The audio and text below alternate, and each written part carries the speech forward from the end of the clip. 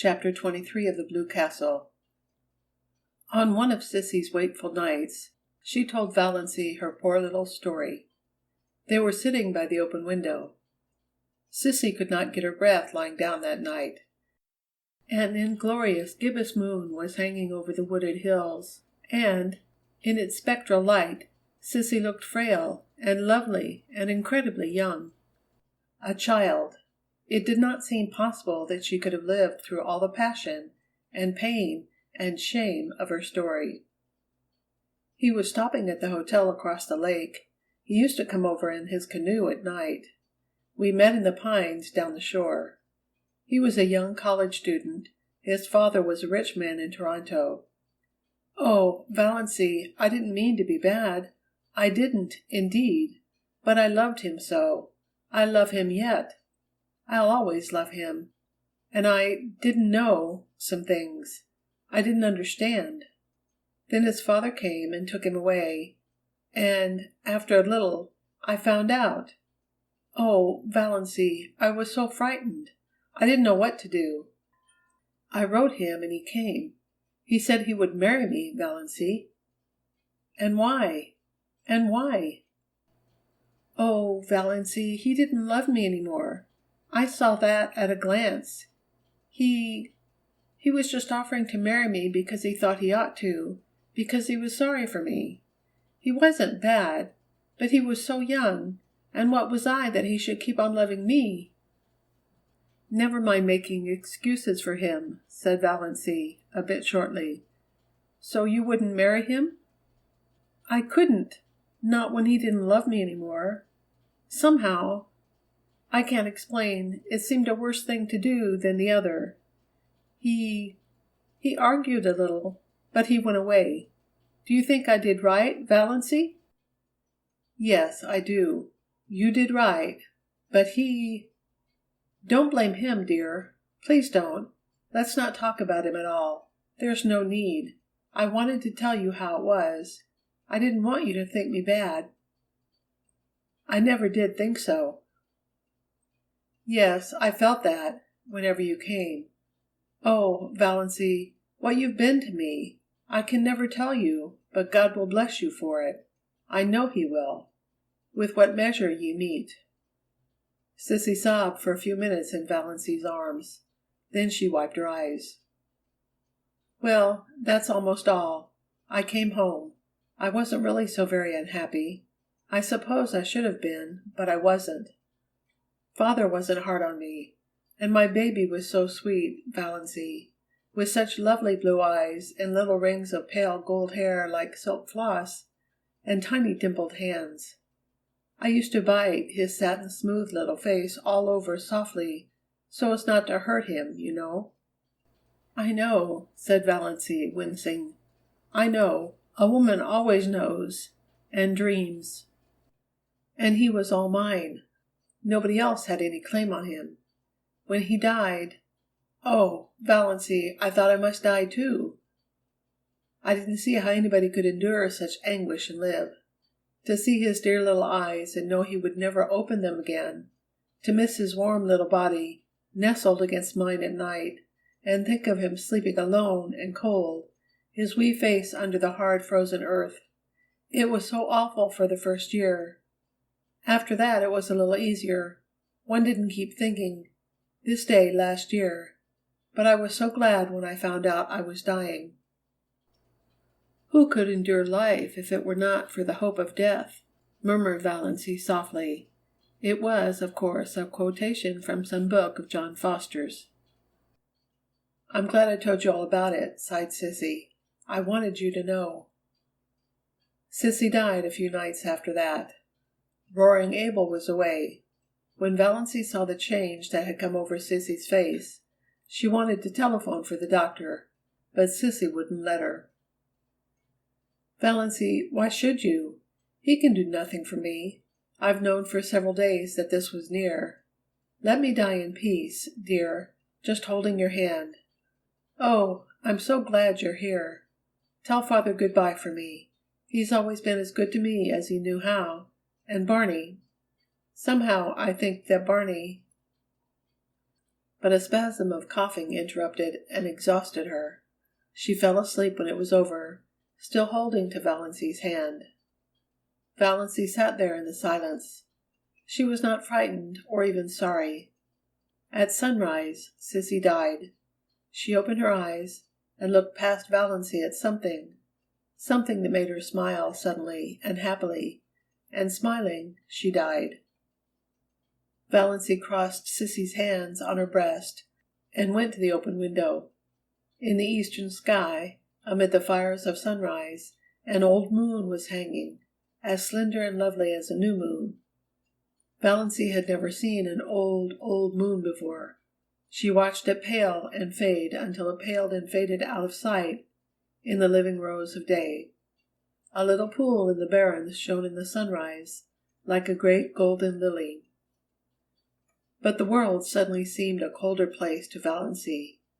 Again, nobody needed her. She was not in the least sorry Cecilia was dead. She was only sorry for all her suffering in life. But nobody could ever hurt her again. Valancy had always thought death dreadful, but Sissy had died so quietly, so pleasantly, and at the very last, something had made up to her for everything. She was lying there now, in her white sleep, looking like a child. Beautiful. All the lines of shame and pain gone. Roaring Abel drove in, justifying his name. Valancy went down and told him. The shock sobered him at once. He slumped down on the seat of his buggy, his great head hanging. "Sissy dead! Sissy dead!" he said vacantly. "I didn't think it would come so soon. Dead. She used to run down the lane to meet me with a little white rose stuck in her hair. Sissy used to be a pretty little girl, and a good little girl." "She has always been a good little girl," said Valancy. End of chapter 23.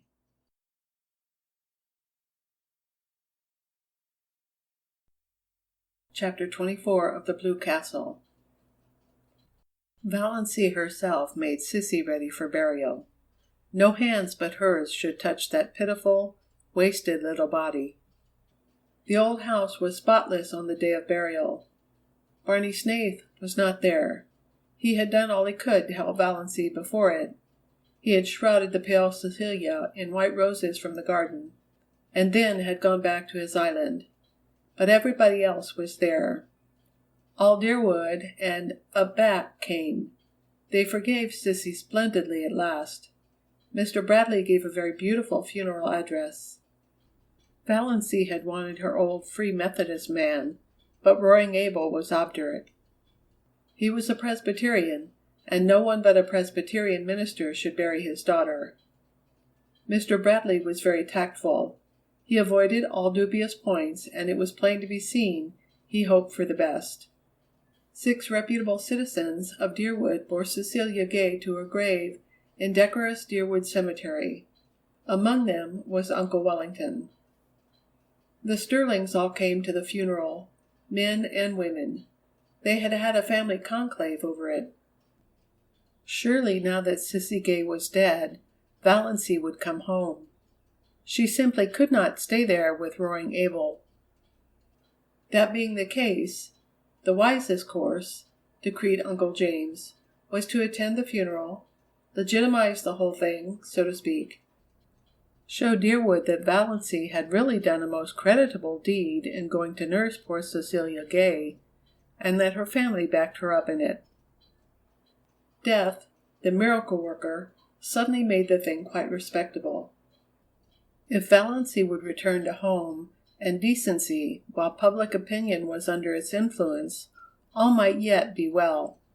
Society was suddenly forgetting all Cecilia's wicked doings, and remembering what a pretty, modest little thing she had been. And motherless, you know, motherless. It was a psychological moment, said Uncle James. So the Stirlings went to the funeral. Even Cousin Gladys's neuritis allowed her to come. Cousin Stickles was there, her bonnet dripping all over her face, crying as woefully as if Sissy had been her nearest and dearest. Funerals always brought Cousin Stickles' own sad bereavement back. and Uncle Wellington was a pallbearer.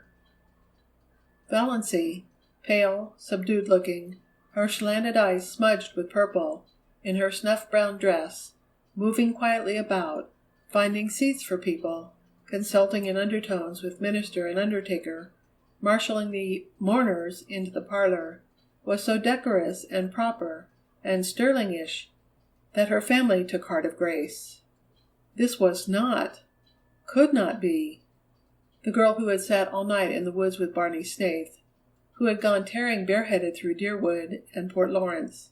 This was the Valancy they knew, really surprisingly capable and efficient. Perhaps she had always been kept down a bit too much. Amelia really was rather strict, hadn't had a chance to show what was in her. So thought the Stirlings. And Edward Beck, from the Port Road, a widower with a large family who was beginning to take notice, took notice of Valancy and thought she might make a mighty fine second wife.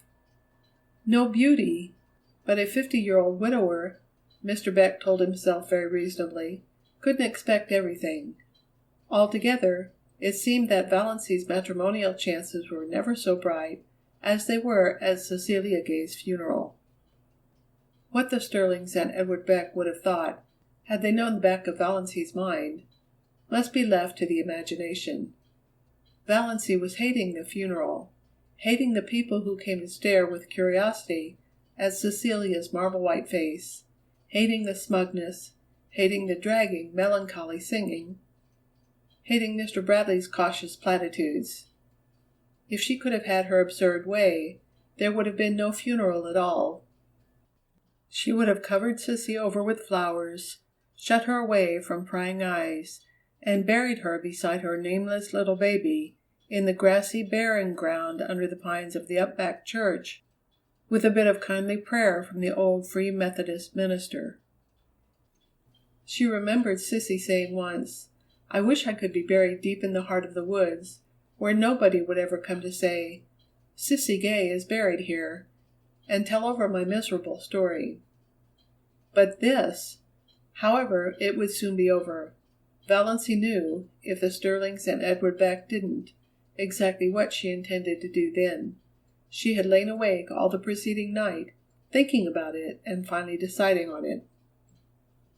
When the funeral procession had left the house, Mrs. Frederick sought out Valancy in the kitchen. "My child," she said tremulously, "you'll come home now?" "Home," said Valancy absently. She was getting on an apron and calculating how much tea she must put to steep for supper. There would be several guests from "up back," distant relatives of the Gays who had not remembered them for years, and she was so tired she wished she could borrow a pair of legs from the cat. "Yes, home," said Mrs. Frederick, with a touch of asperity.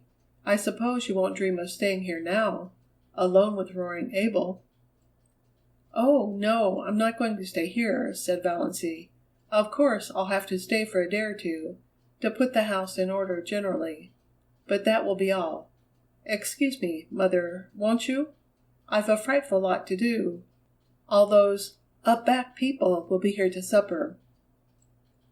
Mrs. Frederick retreated in considerable relief, and the Stirlings went home with lighter hearts.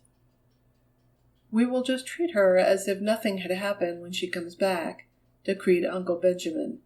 "That will be the best plan. Just as if nothing had happened." End of chapter 24.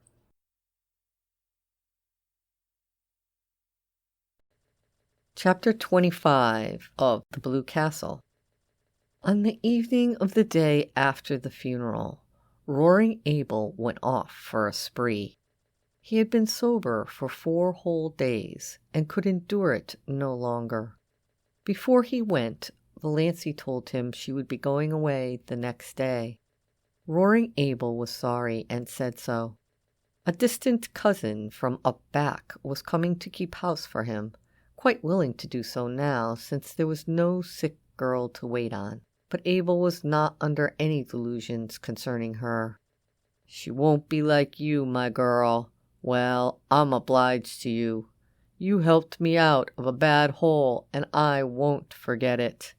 and I won't forget what you did for Sissy. I'm your friend, and if you ever want any of the Stirlings spanked and sought in a corner, send for me. I'm going to wet my whistle, Lord, but I'm dry. Don't reckon I'll be back afore tomorrow night, so if you're going home tomorrow, goodbye now." "I may go home tomorrow," said Valancy, "but I'm not going to Deerwood." "Not going? You'll find the key on the woodshed nail," interrupted Valancy politely and unmistakably. "The dog will be in the barn and the cat in the cellar. Don't forget to feed her till your cousin comes. The pantry is full, and I made some bread and pies today. Goodbye, Mr. Gay. You have been very kind to me, and I appreciate it." "We've had a damned decent time of it together, and that's a fact," said Roaring Abel. "You're the best small sport in the world, and your little finger is worth the whole Stirling clan tied together. Goodbye, and good luck." Valancy went out to the garden. Her legs trembled a little, but otherwise she felt and looked composed. She held something tightly in her hand. The garden was lying in the magic of the warm, odorous July twilight. A few stars were out, and the robins were calling through the velvety silences of the barrens. Valancy stood by the gate expectantly. Would he come? If he did not, he was coming. Valancy heard Lady Jane Grey far back in the woods. Her breath came a little more quickly, nearer and nearer. She could see Lady Jane now, bumping down the lane. Nearer, nearer. He was there. He had sprung from the car and was leaning over the gate, looking at her. "Going home, Miss Stirling?" "I don't know yet," said Valancy slowly. Her mind was made up, with no shadow of turning, but the moment was very tremendous. "I thought I'd run down and ask if there was anything I could do for you," said Barney. Valancy took it with a canter. "Yes, there is something you can do for me," she said evenly and distinctly. "Will you marry me?" For a moment Barney was silent. There was no particular expression on his face. Then he gave an odd laugh. "Come now, I knew luck was just waiting around the corner for me. All the signs have been pointing that way today." "Wait," Valancy lifted her hand. "I'm in earnest, but I want to get my breath after that question.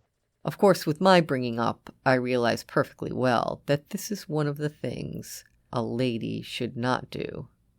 "But why? Why?" "For two reasons."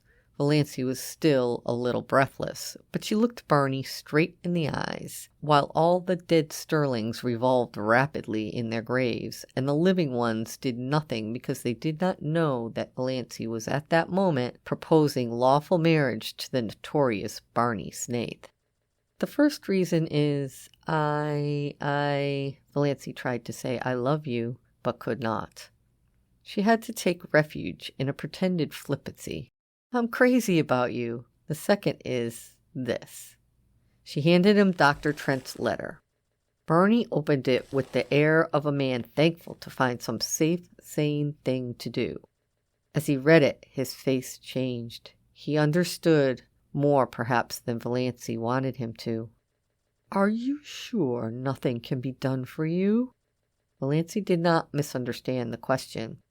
"Yes. You know Dr. Trent's reputation in regard to heart disease. I haven't long to live, perhaps only a few months, a few weeks. I want to live them. I can't go back to Deerwood. You know what my life was like there, and," she managed it this time, "I love you. I want to spend the rest of my life with you. That's all." Barney folded his arms on the gate and looked gravely enough at a white, saucy star that was winking at him just over Roaring Abel's kitchen chimney. "You don't know anything about me. I may be a murderer. No, I don't. You may be something dreadful. Everything they say of you may be true, but it doesn't matter to me." "You care that much for me, Valancy?" said Barney incredulously, looking away from the star and into her eyes, her strange, mysterious eyes. I care that much, said Valancy in a low voice. She was trembling. He had called her by her name for the first time.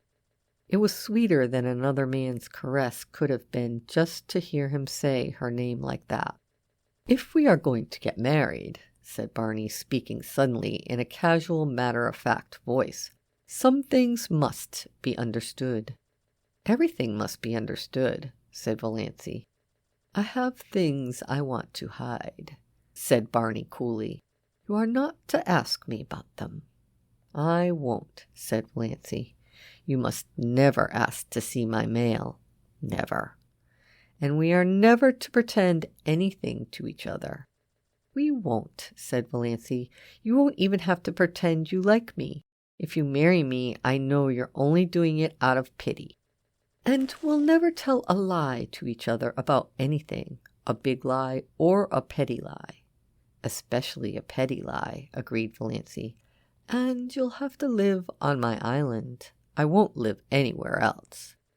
That's partly why I want to marry you, said Valancy. Barney peered at her. I believe you mean it. Well, let's get married then.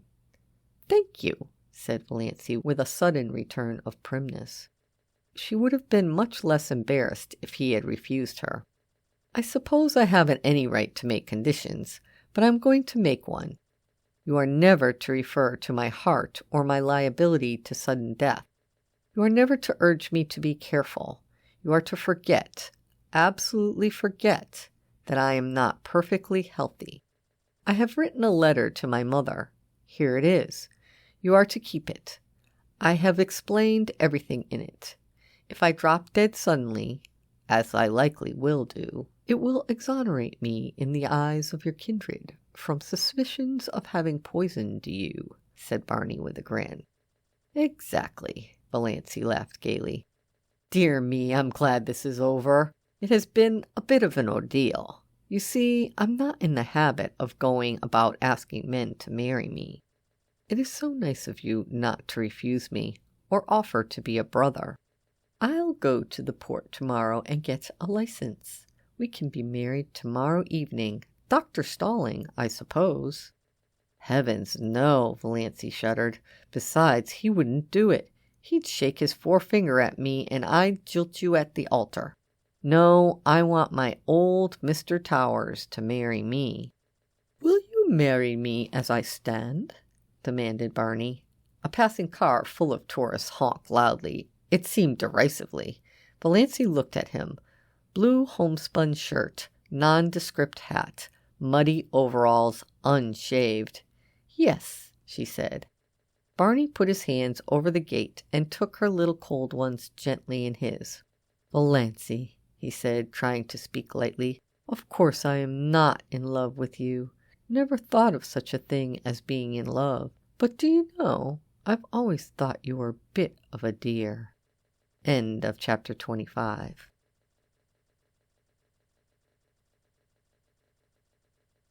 The Blue Castle by Lucy Maud Montgomery. Chapter 26. The next day passed for Valancy like a dream. She could not make herself or anything she did seem real. She saw nothing of Barney, though she expected he must go rattling past on his way to the port for a license. Perhaps he had changed his mind. But at dusk the lights of Lady Jane suddenly swooped over the crest of the wooded hill beyond the lane. Valancy was waiting at the gate for her bridegroom. She wore her green dress and her green hat, because she had nothing else to wear. She did not look or feel at all bride-like. She really looked like a wild elf strayed out of the greenwood. But that did not matter. Nothing at all mattered, except Barney was coming for her. Ready? Said Barney, stopping Lady Jane with some new horrible noises. Yes. Valancy stepped in and sat down. Barney was in his blue shirt and overalls, but they were clean overalls. He was smoking a villainous-looking pipe, and he was bareheaded, but he had a pair of oddly smart boots on under his shabby overalls, and he was shaved. They clattered into Deerwood and through Deerwood and hit the long wooded road to the port.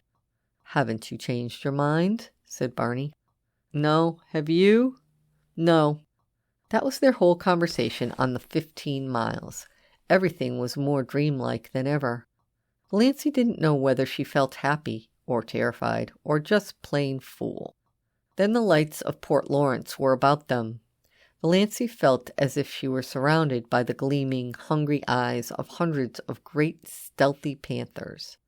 Barney briefly asked where Mr. Towers lived, and Valancy as briefly told him. They stopped before the shabby little house in an unfashionable street. They went into the small, shabby parlor. Barney produced his license, so he had got it. Also, a ring. This ring was real. She, Valancy Stirling, was actually on the point of being married. They were standing up together before Mr. Towers. Valancy heard Mr. Towers and Barney saying things. She heard some other person saying things. She herself was thinking of the way she had once planned to be married. Away back in her early teens, when such a thing had not seemed impossible. White silk and tulle veil and orange blossoms. No bridesmaid, but one flower girl in a frock of cream shadow lace over pale pink, with a wreath of flowers in her hair, carrying a basket of roses and lilies of the valley. And the groom, a noble-looking character, irreproachably clad in whatever the fashion of the day decreed. Valancy lifted her eyes and saw herself and Barney in the little slanting, distorted mirror over the mantelpiece. She in her odd, unbridled green hat and dress, Barney in shirt and overalls. But it was Barney. That was all that mattered. No veil, no flowers, no guests, no presents, no wedding cake, but just Barney. For all the rest of her life there would be Barney. "Mrs. Snaith, I hope you will be very happy," Mr. Towers was saying. He had not seemed surprised at their appearance, not even at Barney's overalls. He had seen plenty of queer weddings up back. He did not know Valancy was one of the Deerwood Stirlings. He did not even know there were Deerwood Stirlings. He did not know Barney Snaith was a fugitive from justice. Really, he was an incredibly ignorant old man. Therefore, he married them and gave them his blessing very gently and solemnly and prayed for them that night after they had gone away. His conscience did not trouble him at all. "What a nice way to get married," Barney was saying as he put Lady Jane in gear. "No fuss and flub-dub. I never supposed it was half so easy." "For heaven's sake," said Valancy suddenly, "let's forget we are married and talk as if we weren't. I can't stand another drive like the one we had coming in." Barney howled and threw Lady Jane into high with an infernal noise. "And I thought I was making it easy for you," he said. "You didn't seem to want to talk." "I didn't, but I wanted you to talk. I don't want you to make love to me, but I want you to act like an ordinary human being. Tell me about this island of yours. What sort of place is it?" "The jolliest place in the world. You're going to love it. The first time I saw it, I loved it. Old Tom McMurray owned it then. He built the little shack on it, lived there in winter, and rented it to Toronto people in summer. I bought it from him. Became by that one simple transaction a landed proprietor, owning a house and an island. There's something so satisfying in owning a whole island. And isn't an uninhabited island a charming idea? I'd wanted to own one ever since I'd read Robinson Crusoe. It seemed too good to be true. And beauty! Most of the scenery belongs to the government, but they don't tax you for looking at it. And the moon belongs to everybody. You won't find my shack very tidy. I suppose you'll want to make it tidy." "Yes," said Valancy honestly. "I have to be tidy. I don't really want to be, but untidiness hurts me. Yes, I'll have to tidy up your shack." "I was prepared for that," said Barney with a hollow groan. "But," continued Valancy relentingly, "I won't insist on your wiping your feet when you come in." "No, you'll only sweep up after me with the air of a martyr," said Barney. Well, anyway, you can't tidy up the lean-to. You can't even enter it. The door will be locked, and I shall keep the key. Bluebeard's chamber, said Valancy. I shan't even think of it. I don't care how many wives you have hanging up in it, so long as they're really dead. Dead as doornails. You can do as you like in the rest of the house. There's not much of it. Just one big living room and one small bedroom. Well built, though. Old Tom loved his job. The beams of our house are cedar and the rafters fir.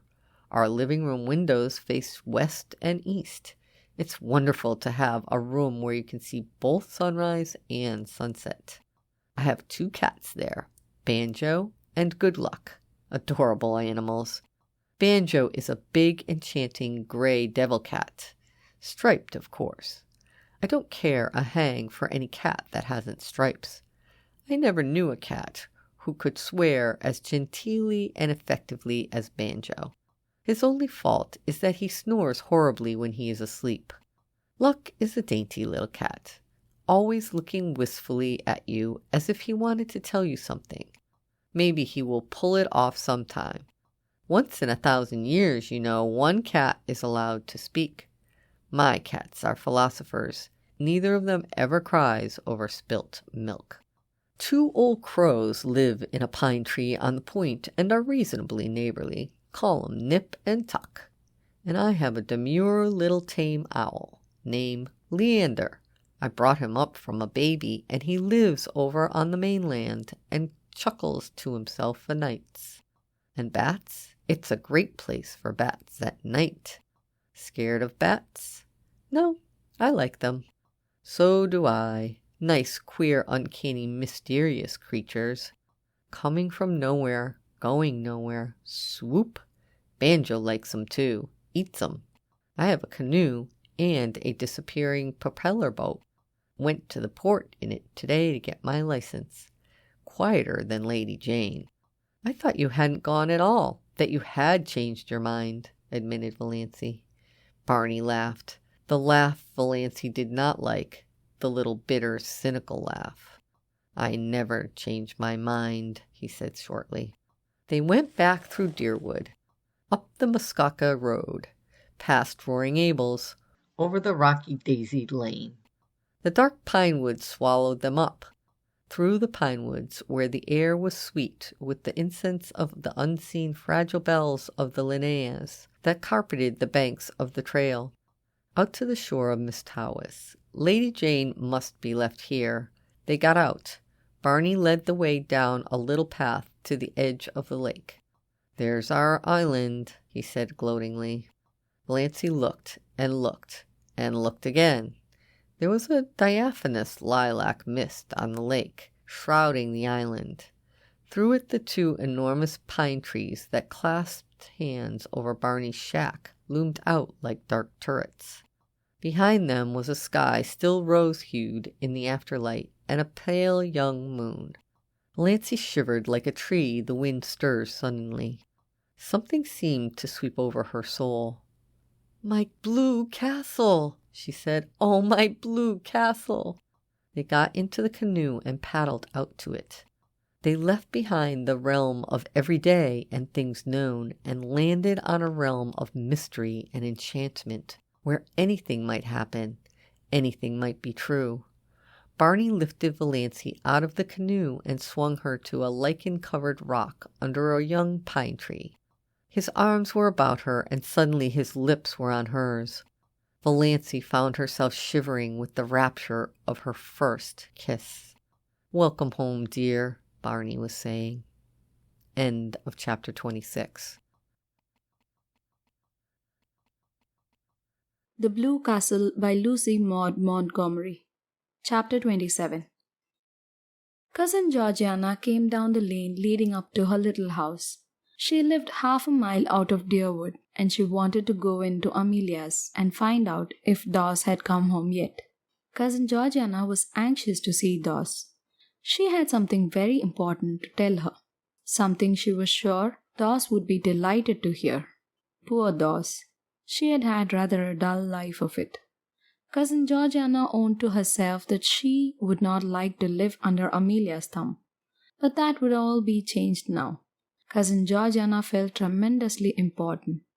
For the time being, she quite forgot to wonder which of them would go next. And here was Dawes herself, coming along the road from Roaring Gables in such a queer green dress and hat. Talk about luck! Cousin Georgiana would have a chance to impart her wonderful secret right away, with nobody else about to interrupt. It was, you might say, Providence. Valancy, who had been living for 4 days on her enchanted island, had decided that she might as well go into Deerwood and tell her relatives that she was married. Otherwise, finding that she had disappeared from Roaring Gables, they might get out a search warrant for her. Barney had offered to drive her in, but she had preferred to go alone. She smiled very radiantly at Cousin Georgiana, who she remembered as of someone known long time ago, had really not been a bad little creature.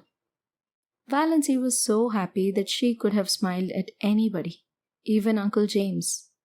She was not averse to Cousin Georgiana's company. Already, since the houses along the road were becoming numerous, she was conscious that curious eyes were looking at her from every window. "I suppose you're going home, dear Dawes," said Cousin Georgiana, as she shook hands furtively, eyeing Valancy's dress and wondering if she had any petticoat on at all. "Sooner or later," said Valancy cryptically. "Then I'll go along with you. I've been wanting to see you very especially, Dawes dear. I have something quite wonderful to tell you." "Yes?" said Valancy absently. What on earth was Cousin Georgiana looking so mysterious and important about? But did it matter? No, nothing mattered but Barney and the blue castle up back in Mistervis. "Who do you suppose called to see me the other day?" asked Cousin Georgiana archly. Valancy couldn't guess. "Edward Beck." Cousin Georgiana lowered her voice almost to a whisper. "Edward Beck." Why the italics? And was Cousin Georgiana blushing? "Who on earth is Edward Beck?" asked Valancy indifferently. Cousin Georgiana stared. "Surely you remember Edward Beck," she said reproachfully. "He lives in that lovely house on the Port Lawrence Road, and he comes to our church regularly. You must remember him." "Oh, I think I do now," said Valancy with an effort of memory. "He is that old man with a wen on his forehead and dozens of children, who always sits in the pew by the door, isn't he?" "Not dozens of children, dear. Oh, no, not dozens. Not even 1 dozen. Only 9. At least only 9 that count. The rest are dead. He isn't old. He is only about 48, the prime of life. Dawes, and what does it matter about a wen?" "Nothing, of course," agreed Valancy quite sincerely. It certainly did not matter to her whether Edward Beck had a wen, or a dozen wens, or no wen at all. But Valancy was getting vaguely suspicious. There was certainly an air of suppressed triumph about Cousin Georgiana. Could it be possible that Cousin Georgiana was thinking of marrying again? Marrying Edward Beck? Absurd. Cousin Georgiana was 65. If she were a day, and her little anxious face was as closely covered with fine wrinkles as if she had been 100. But still, "My dear," said Cousin Georgiana, "Edward Beck wants to marry you." Valancy stared at Cousin Georgiana for a moment. Then she wanted to go into a peal of laughter. But she only said, "Me?" "Yes, you. He fell in love with you at the funeral, and he came to consult me about it. I was such a friend of his first wife, you know. He is very much in earnest, Dawsey, and it's a wonderful chance for you. He is very well off, and you know, you... "I'm not so young as I once was," agreed Valancy. To her that shall be given. "Do you really think I would make a good stepmother, Cousin Georgiana?" "I'm sure you would. You were always so fond of children." "But 9 is such a family to start with," objected Valancy gravely. "The 2 oldest are grown up, and the 3rd almost. That leaves only 6 that really count, and most of them are boys. So much easier to bring up than girls. There's an excellent book, Health Care of the Growing Child. Gladys has a copy, I think. It would be such a help to you. And there are books about morals. You'd manage nicely. Of course, I told Mr. Beck that I thought you would jump at him, supplied Valancy. Oh, no, no, dear. I wouldn't use such an indelicate expression. I told him I thought you would consider his proposal favorably. And you will, won't you, dearie? There's only one obstacle, said Valancy dreamily. You see, I'm married already. Married? Cousin Georgiana stopped stock still and stared at Valancy. Married? Yes, I was married to Barney Smith last Tuesday evening at Port Lawrence. There was a convenient gatepost hard by. Cousin Georgiana took firm hold of it. Thus, dear, I'm an old woman. Are you trying to make fun of me? Not at all. I'm only telling you the truth, for heaven's sake. Cousin Georgiana. Valancy was alarmed by certain symptoms. Don't go crying here on the public road. Cousin Georgiana choked back the tears and gave a moan of despair instead. Oh, Dawes, what have you done? What have you done? I've just been telling you I've got married, said Valancy calmly and patiently. To that Barney Smith? Why, they say he's had a dozen wives already. I'm the only one round at present, said Valancy. What will your poor mother say? Moaned Cousin Georgiana. Come along with me and hear if you want to know, said Valancy. Cousin Georgiana let go the gatepost cautiously and found that she could stand alone. She meekly trotted on beside Valancy, who suddenly seemed quite a different person in her eyes.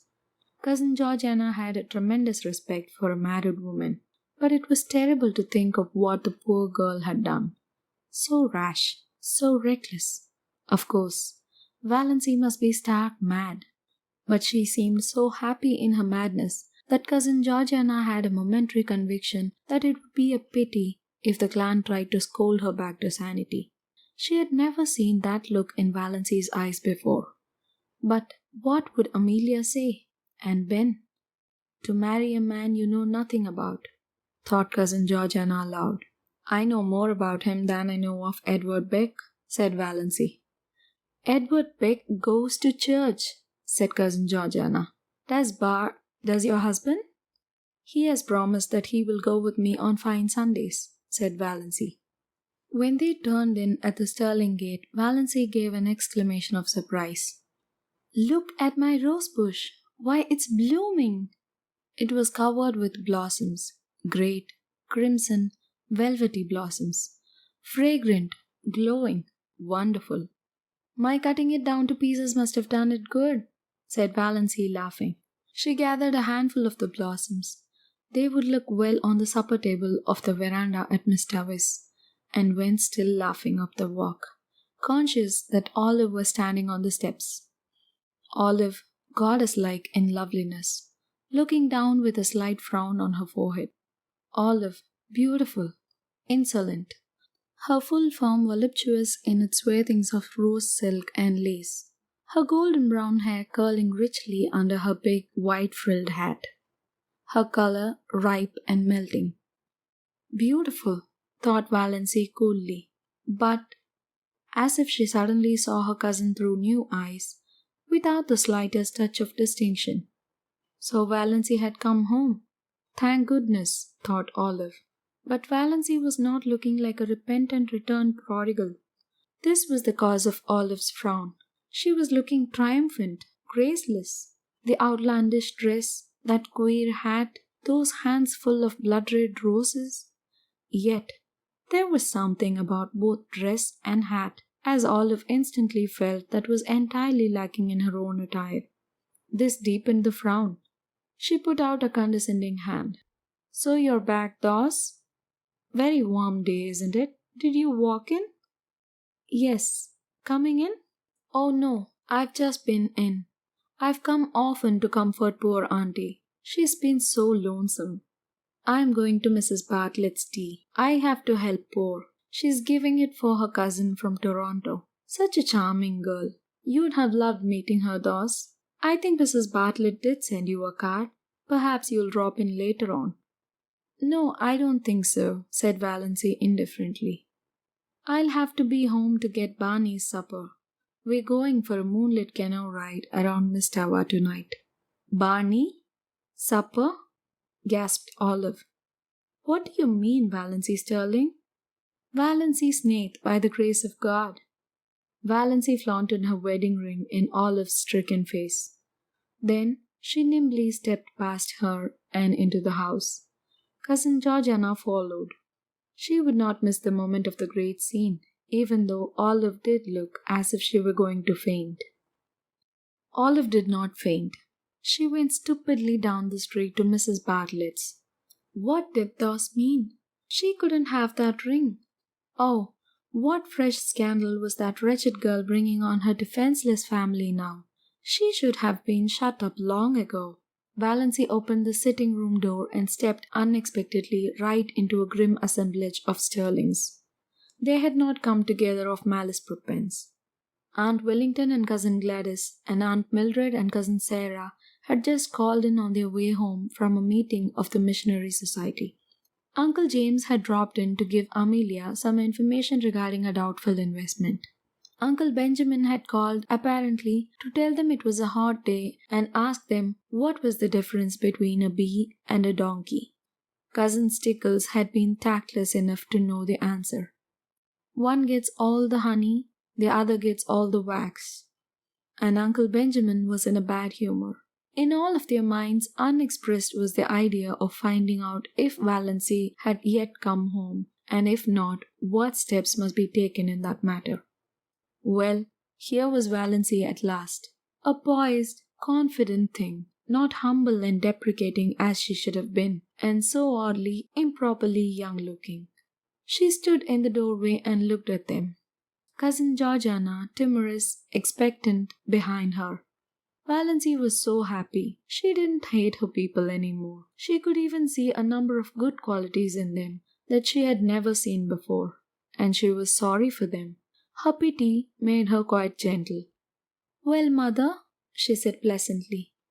"So, you've come home at last," said Mrs. Frederick, getting out a handkerchief. She dared not be outraged, but she did not mean to be cheated of her tears. "Well, not exactly," said Valancy. She threw her bomb. "I thought I ought to drop in and tell you I was married last Tuesday night to Barney Snaith." Uncle Benjamin bounced up and sat down again. "God bless my soul," he said dully. The rest seemed turned to stone, except Cousin Gladys, who turned faint. Aunt Mildred and Uncle Wellington had to help her out to the kitchen. She would have to keep up the Victorian traditions, said Valancy with a grin. She sat down uninvited on a chair. Cousin Stickles had begun to sob. "Is there one day in your life that you haven't cried?" asked Valancy curiously. "Valancy," said Uncle James, being the first to recover the power of utterance, "did you mean what you said just now?" "I did."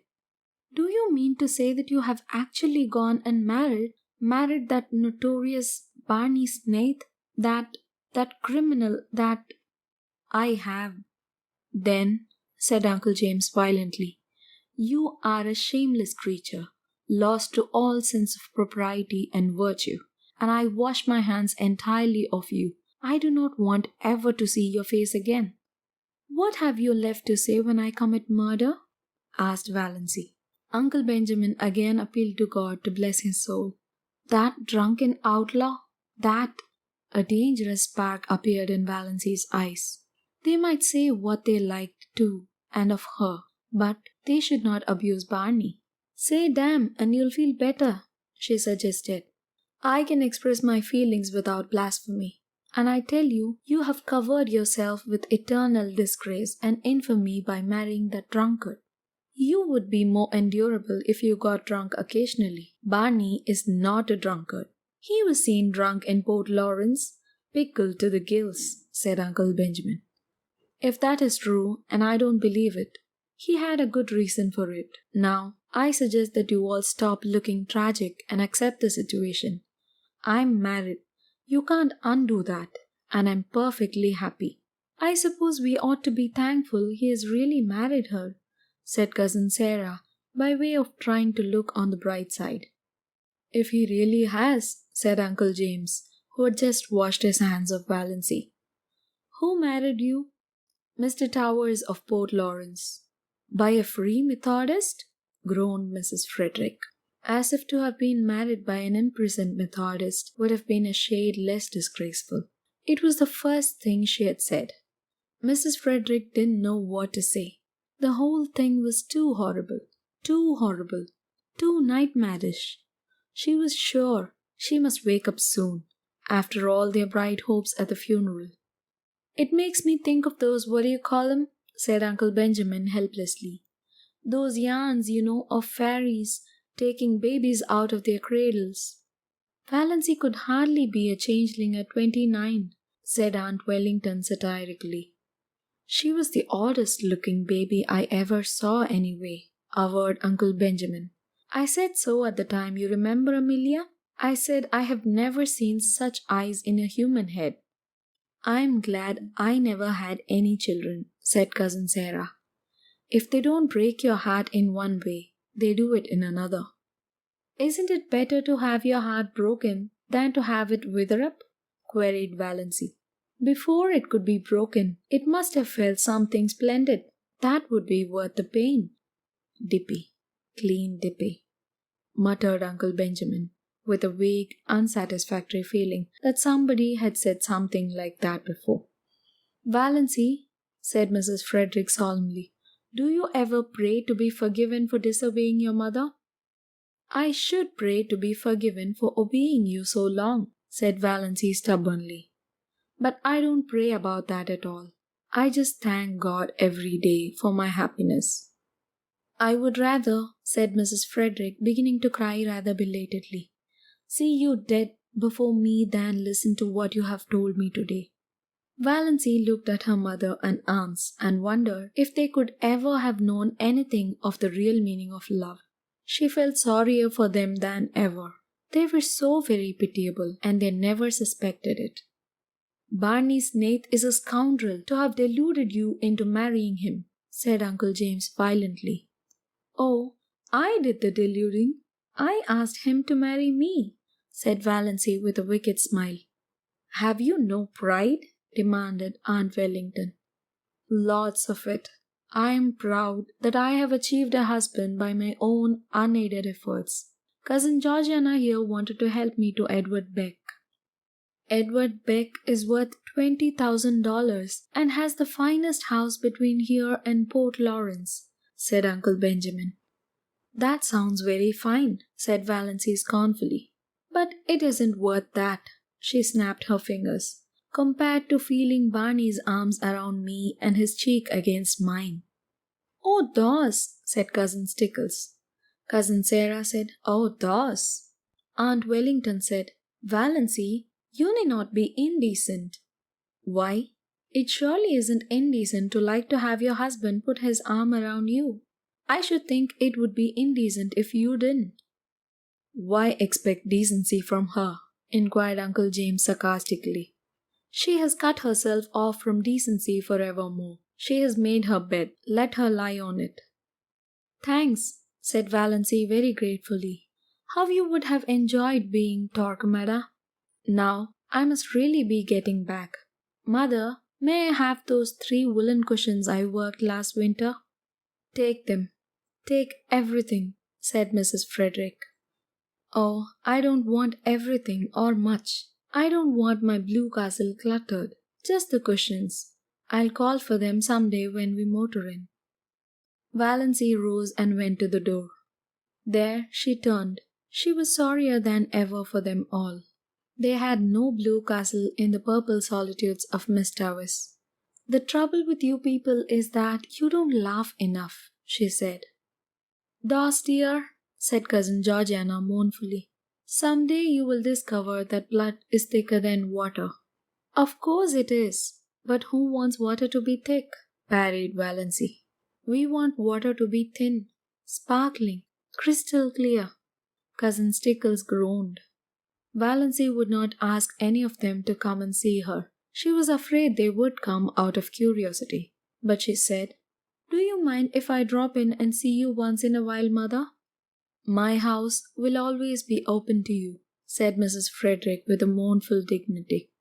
"You should never recognize her again," said Uncle James sternly as the door closed behind Valancy. "I cannot quite forget that I am a mother," said Mrs. Frederick. "My poor unfortunate girl. I dare say the marriage isn't legal."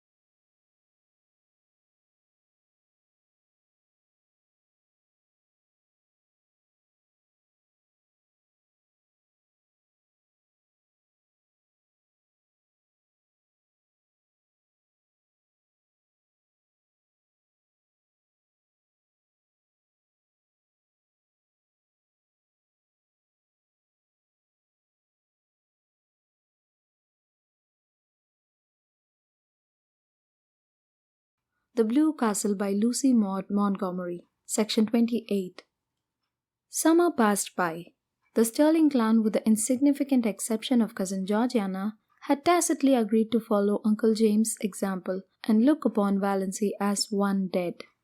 To be sure, Valancy had an unquiet, ghostly habit of recurring resurrections when she and Barney clattered through Deerwood and out to the port in that unspeakable car. Valancy, bareheaded, with stars in her eyes. Barney, bareheaded, smoking his pipe. But shaved. Always shaved now, if any of them had noticed it. They even had the audacity to go into Uncle Benjamin's store to buy groceries. Twice Uncle Benjamin ignored them. Was not Valancy one of the dead, while Snaith had never existed? But the third time he told Barney he was a scoundrel who should be hung for luring an unfortunate, weak-minded girl away from her home and friends. Barney's one straight eyebrow went up. "I have made her happy," he said coolly. "And she was miserable with her friends, so that's that." Uncle Benjamin stared. It had never occurred to him that women had to be, or ought to be, made happy. You pup," he said. "Why be so unoriginal?" queried Barney amiably. "Anybody could be a pup. Why not think of something worthy of the Stirlings? Besides, I'm not a pup. I'm really quite a middle-aged dog. 35 if you're interested in knowing." Uncle Benjamin remembered just in time that Valancy was dead. He turned his back on Barney. Valancy was happy, gloriously and entirely so. She seemed to be living in a wonderful house of life, and every day opened a new mysterious room. It was in a world which had nothing in common with the one she had left behind. A world where time was not, which was young with immortal youth, where there was neither past nor future, but only the present. She surrendered herself utterly to the charm of it. The absolute freedom of it all was unbelievable. They could do exactly as they liked. No Mrs. Grundy, no traditions, no relatives or in-laws. Peace, perfect peace with loved ones far away, as Barney quoted shamelessly. Valancy had gone home once and got her cushions, and Cousin Georgiana had given her one of her famous candlewick spreads of most elaborate design. "For your spare room bed, dear," she said. "But I haven't got any spare room," said Valancy. Cousin Georgiana looked horrified. A house without a spare room was monstrous to her. "But it's a lovely spread," said Valancy with a kiss, "and I'm so glad to have it. I'll put it on my own bed. Barney's old patchwork quilt is getting ragged." "I don't see how you can be contented to live up back," sighed Cousin Georgiana. "It's so out of the world." "Contented?" Valancy laughed. What was the use of trying to explain to Cousin Georgiana? "It is," she agreed, "most gloriously and entirely out of the world." "And you're really happy, dear?" asked Cousin Georgiana wistfully. "I really am," said Valancy gravely, her eyes dancing. "Marriage is such a serious thing," sighed Cousin Georgiana. "When it's going to last long," agreed Valancy. Cousin Georgiana did not understand this at all, but it worried her, and she lay awake at nights wondering what Valancy meant by it. Valancy loved her blue castle and was completely satisfied with it. The big living room had 3 windows, all commanding exquisite view of exquisite Miss Davis. The one in the end of the room was an oriel window, which Tom McMurray, Barney explained, had got out of some little old up-back church that had been sold.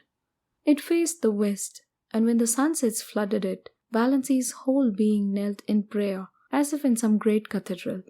The new moons always looked down through it. The lower pine boughs swayed about the top of it, and all through the nights the soft, dim silver of the lake dreamed through it. There was a stone fireplace on the other side. No desecrating gas imitation, but a real fireplace, where you could burn real logs. With a big grizzly bearskin on the floor before it, and beside it a hideous red plush sofa of Tom McMurray's regime. But its ugliness was hidden by silver-grey timber wolf skins, and Valancy's cushions made it gay and comfortable. In a corner a nice tall lazy old clock ticked. The right kind of a clock, one that did not hurry the hours away, but ticked them off deliberately.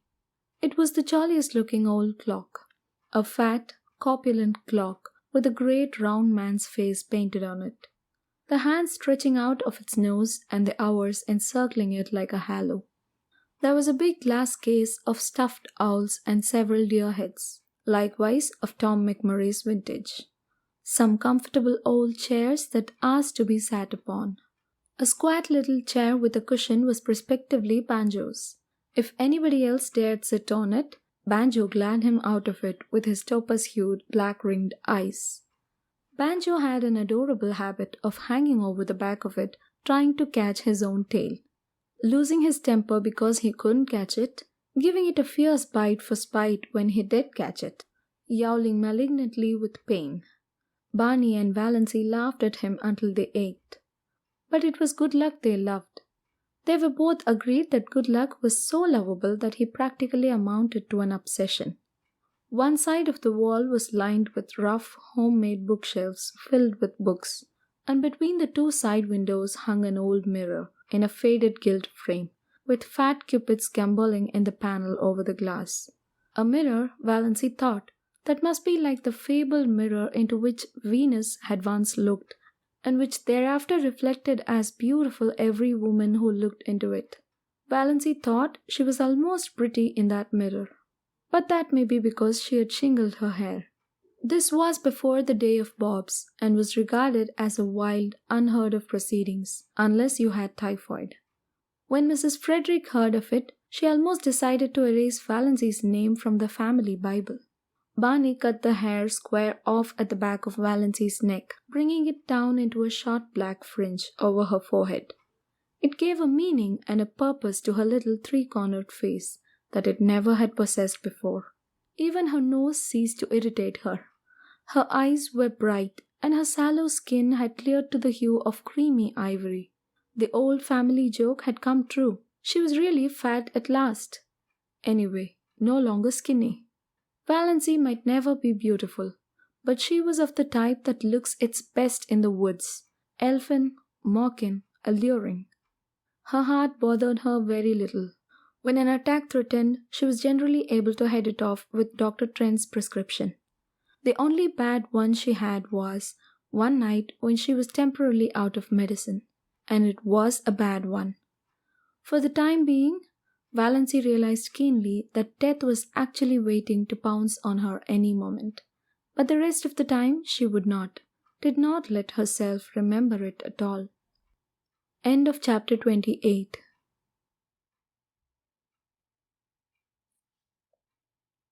The Blue Castle by Lucy Maud Montgomery. Chapter 29. Valancy toiled not, neither did she spin. There was really very little work to do. She cooked their meals on a coal-oil stove, performing all her little domestic rites carefully and exultingly, and they ate out on the veranda that almost overhung the lake. Before them lay Mistawis, like a scene out of some fairy tale of old time, and Barney smiling his twisted, enigmatical smile at her across the table.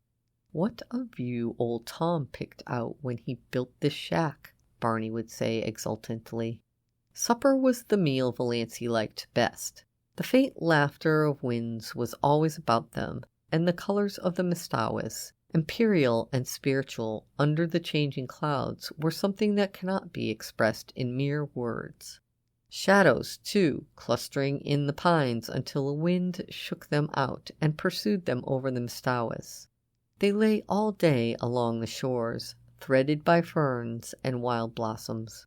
They stole around the headlands in the glow of the sunset, until twilight wove them all into one great web of dusk.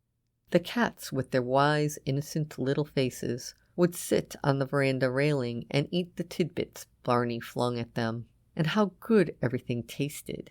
Valancy, amid all the romance of the Mistawis, never forgot that men had stomachs. Barney paid her no end of compliments on her cooking. "After all," he admitted, "there's something to be said for square meals. I've mostly got along by boiling 2 or 3 dozen eggs hard at once and eating a few when I got hungry, with a slice of bacon once in a while and a jorum of tea." Valancy poured tea out of Barney's little battered old pewter teapot of incredible age. She had not even a set of dishes, only Barney's mismatched chip bits, and a dear big pobby old jug of robin's egg blue. After the meal was over, they would sit there and talk for hours, or sit and say nothing, in the languages of the world, Barney pulling away at his pipe, Valancy dreaming idly and deliciously, gazing at the far-off hills beyond Mistawis, where the spires of firs came out against the sunset. The moonlight would begin to silver the Mistawis. Bats would begin to swoop darkly against the pale western gold. A little waterfall that came down on the high bank not far away would, by some whim of the wildwood gods, begin to look like a wonderful white woman beckoning through the spicy, fragrant evergreens. And Leander would begin to chuckle diabolically on the mainland shore. How sweet it was to sit there and do nothing in the beautiful silence, with Barney at the other side of the table smoking. There were plenty of other islands in sight, though none of them were near enough to be troublesome as neighbors. There was one little group of islets far off to the west, which they called the Fortunate Isles. At sunrise they looked like a cluster of emeralds, at sunset like a cluster of amethysts. They were too small for houses, but the lights on the larger islands would bloom out all over the lake, and bonfires would be lighted on their shores, streaming up into the wood shadows, and throwing great blood-red ribbons over the waters. Music would drift to them alluringly from boats here and there, or from the veranda of the big house of the millionaire on the biggest island. "Would you like a house like that, Moonlight?" asked Barney once, waving his hand at it. He had taken to calling her Moonlight, and Valancy loved it. "No," said Valancy, who had once dreamed of a mountain castle 10 times the size of the rich man's cottage, and now pitied the poor inhabitants of palaces. "No, it's too elegant. I would have to carry it with me everywhere I went, on my back like a snail. It would own me, possess me, body and soul. I like a house I can love and cuddle and boss, just like ours here. I don't envy Hamilton Gozard, the finest summer residence in Canada. It is magnificent, but it isn't my blue castle." Away down at the far end of the lake, they got every night a glimpse of a big continental train rushing through the clearing. Valancy liked to watch its lighted windows flash by and wonder who was on it and what hopes and fears it carried. She also amused herself by picturing Barney and herself going to the dances and dinners in the houses on the islands, but she did not want to go in reality. Once they did go to a masquerade dance in the pavilion at one of the hotels up the lake, and had a glorious evening, but slipped away in their canoe before unmasking time, back to the Blue Castle. "It was lovely, but I don't want to go back again," said Valancy. So many hours a day Barney shut himself in the Bluebeard's chamber. Valancy never saw the inside of it. From the smells that filtered through at times, she concluded he must be conducting chemical experiments or counterfeiting money. Valancy supposed there must be smelly processes in making counterfeit money, but she did not trouble herself about it. She had no desire to peer into the locked chambers of Barney's house of life. His past and his future concerned her not, only this rapturous present. Nothing else mattered. Once he went away and stayed away 2 days and nights. He had asked Valancy if she would be afraid to stay alone, and she had said she would not. He never told her where he had been. She was not afraid to be alone, but she was horribly lonely. The sweetest sound she had ever heard was Lady Jane's clatter through the woods when Barney returned, and then his signal whistle from the shore. She ran down to the landing rock to greet him, to nestle herself into his eager arms. They did seem eager. "Have you missed me, Moonlight?" Barney was whispering. "It seems 100 years since you went away," said Valancy. "I won't leave you again." "You must," protested Valancy, "if you want to. I'd be miserable if I thought you wanted to go and didn't because of me. I want you to feel perfectly free." Barney laughed a little cynically. "There's no such thing as freedom on earth," he said. "Only different kinds of bondages, and comparative bondages. You think you are free now because you've escaped from a peculiarly unbearable kind of bondage. But are you? You love me, that's a bondage." "Who said or wrote that the prison unto which we doom ourselves no prison is?" asked Valancy dreamily, clinging to his arm as they climbed up the rock steps. "Ah, now you have it," said Barney. "That's all the freedom we can hope for, the freedom to choose our prison. But Moonlight—" He stopped at the door of the Blue Castle and looked about him, at the glorious lake, the great shadowy woods, the bonfires, the twinkling lights. "Moonlight, I'm glad to be home again. When I came down through the woods and saw my home lights, mine, gleaming out under the old pines, something I'd never seen before, oh, girl, I was glad, glad." But in spite of Barney's doctrine of bondage, Valancy thought they were splendidly free. It was amazing to be able to sit up half the night and look at the moon if you wanted to be late for meals if you wanted to. She, who had always been rebuked so sharply by her mother and so reproachfully by Cousin Stickles, if she were 1 minute late. Dawdle over meals as long as you wanted to. Leave your crusts if you wanted to. Not come home at all for meals if you wanted to. Sit on a sun-warm rock and paddle your bare feet in the hot sand if you wanted to. Just sit and do nothing in the beautiful silence if you wanted to. In short, do any fool thing you wanted to whenever the notion took you. If that wasn't freedom, what was? End of chapter 29.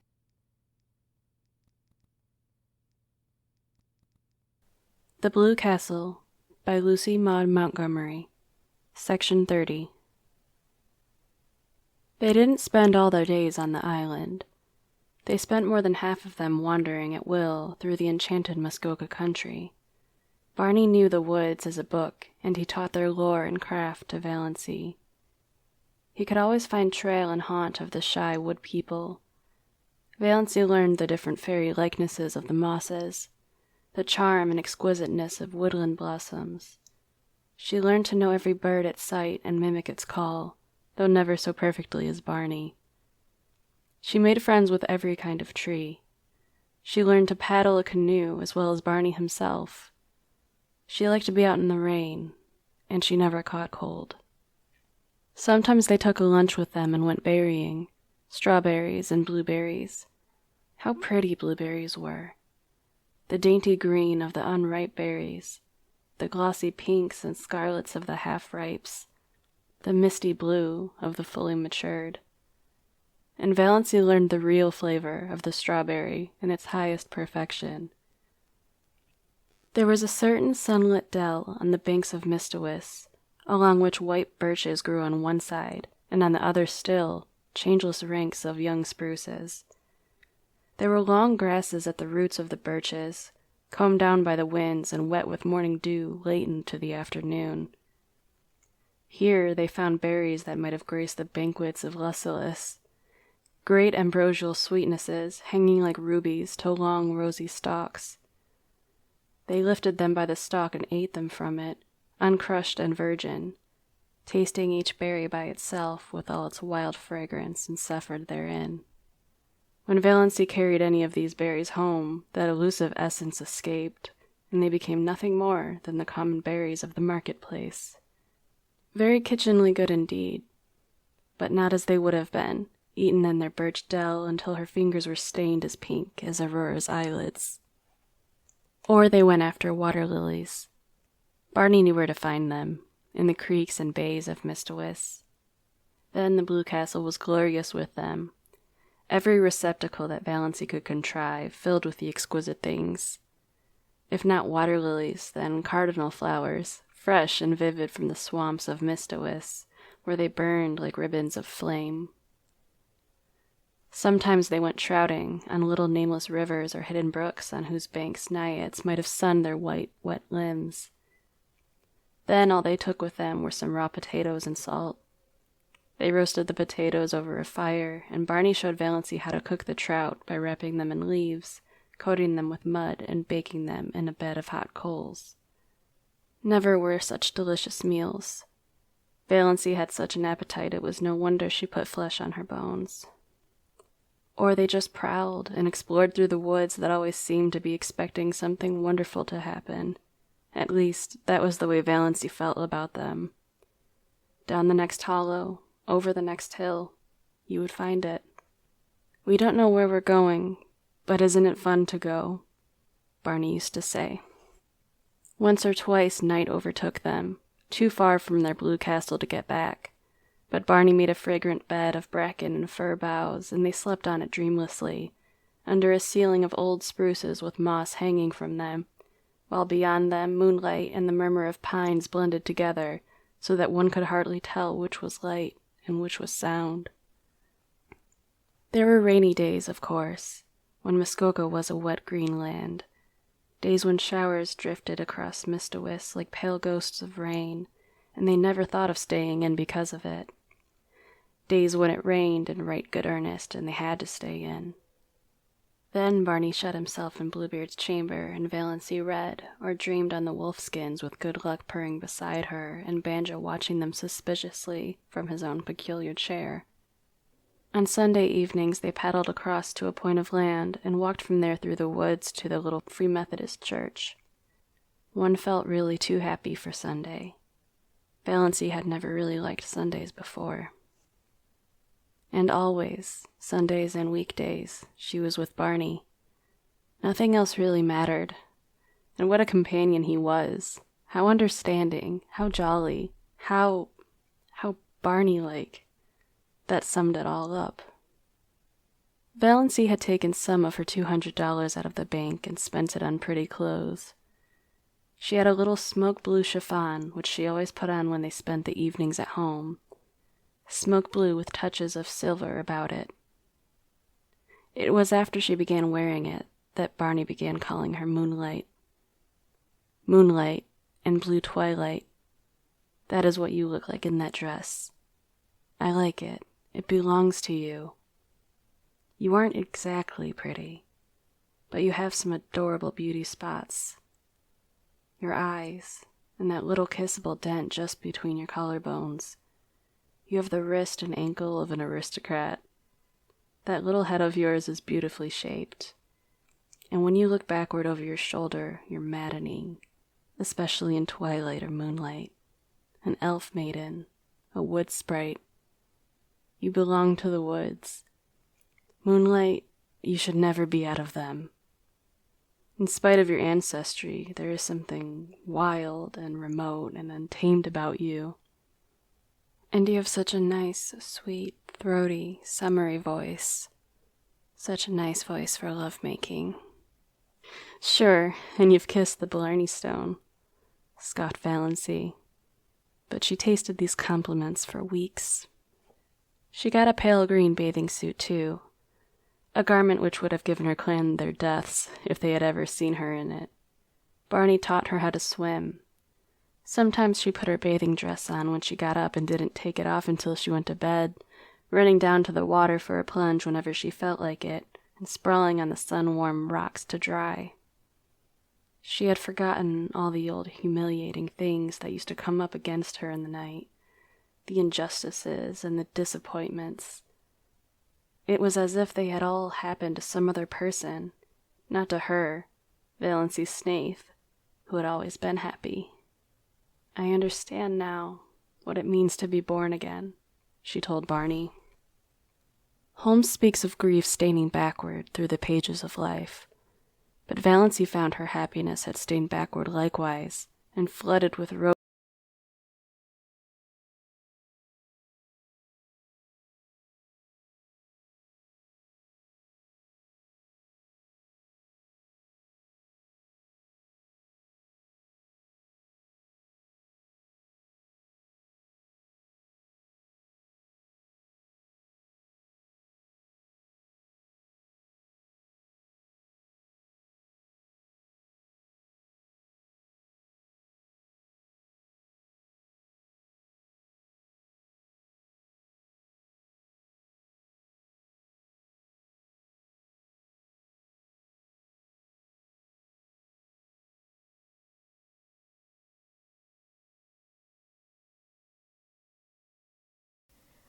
The Blue Castle by Lucy Maud Montgomery. Chapter 31. Autumn came. Late September with cool nights. They had to forsake the veranda, but they kindled a fire in the big fireplace and sat before it with jest and laughter. They left the doors open, and Banjo and Good Luck came and went at pleasure. Sometimes they sat gravely on the bearskin rug between Barney and Valancy. Sometimes they slunk off into the mystery of the chill night outside. The stars smoldered in the horizon mists through the old oriel. The haunting, persistent croon of the pine trees filled the air. The little waves began to make soft, sobbing splashes on the rocks below them in the rising winds. They needed no light but the firelight that sometimes leaped up and revealed them, sometimes shrouded them in shadow. When the night wind rose higher, Barney would shut the door and light a lamp and read to her poetry and essays and gorgeous dim chronicles of ancient wars. Barney never would read novels. He vowed they bored him. But sometimes she read them herself, curled up on the wolf skins, laughing aloud in peace. For Barney was not one of those aggravating people who could never hear you smiling audibly over something you've read without inquiring placidly, "What's the joke?" October, with a gorgeous pageant of color around Bestowis into which Valancy plunged her soul. Never had she imagined anything so splendid. A great, tinted peace. Blue, wind-winnowed skies, sunlight sleeping in the glades of that fairyland. long, dreamy purple days, padding idly in their canoe along shores and up the rivers of crimson and gold, a sleepy, red hunter's moon.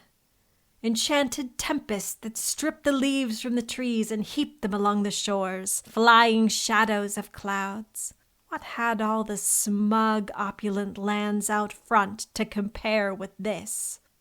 November, with uncanny witchery in its changed trees, with murky red sunsets flaming in smoky crimson behind the westering hills, with dear days when the austere woods were beautiful and gracious in a dignified serenity of folded hands and closed eyes, days full of a fine pale sunshine that sifted through the late leafless gold of the juniper trees and glimmered among the gray beeches, lighting up evergreen banks of moss and washing the colonnades of the pines, days with a high-sprung sky of flawless turquoise, days when an exquisite melancholy seemed to hang over the landscape and dream about the lake, but days, too, of the wild blackness of great autumn storms, followed by dank, wet, streaming nights when there was witch laughter in the pines and fitful moans among the mainland trees.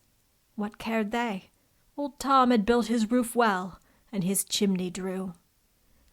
Warm fire, books, comfort, safety from storm, our cats on the rug.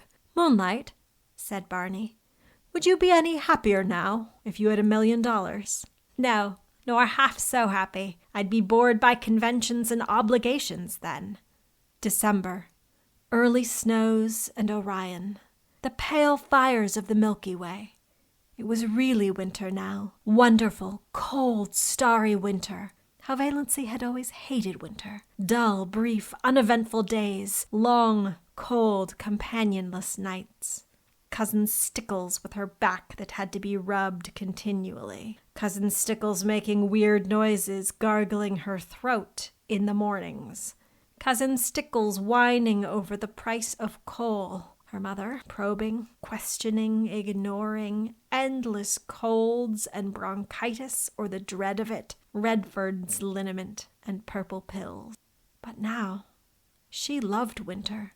Winter was beautiful up back, almost intolerably beautiful. Days of clear brilliance, evenings that were like cups of glamour, the purest vintage of winter's wine, nights with their fire of stars, cold, exquisite winter sunrises, lovely ferns of ice all over the windows of the Blue Castle, moonlight on birches in a silver thaw, ragged shadows on windy evenings, torn, twisted, fantastic shadows, great silences, austere and searching, jeweled, barbaric hills, the sun suddenly breaking through gray clouds over long white Mistawis, icy gray twilights, broken by snow squalls, when their cozy living room, with its goblins of firelight and inscrutable cats, seemed cozier than ever. Every hour brought a new revelation and wonder. Barney ran Lady Jane into Roaring Abel's barn and taught Valancy how to snowshoe. Valancy, who ought to be laid up with bronchitis, but Valancy had not even a cold. Later on in the winter, Barney had a terrible one, and Valancy nursed him through it with a dread of pneumonia in her heart.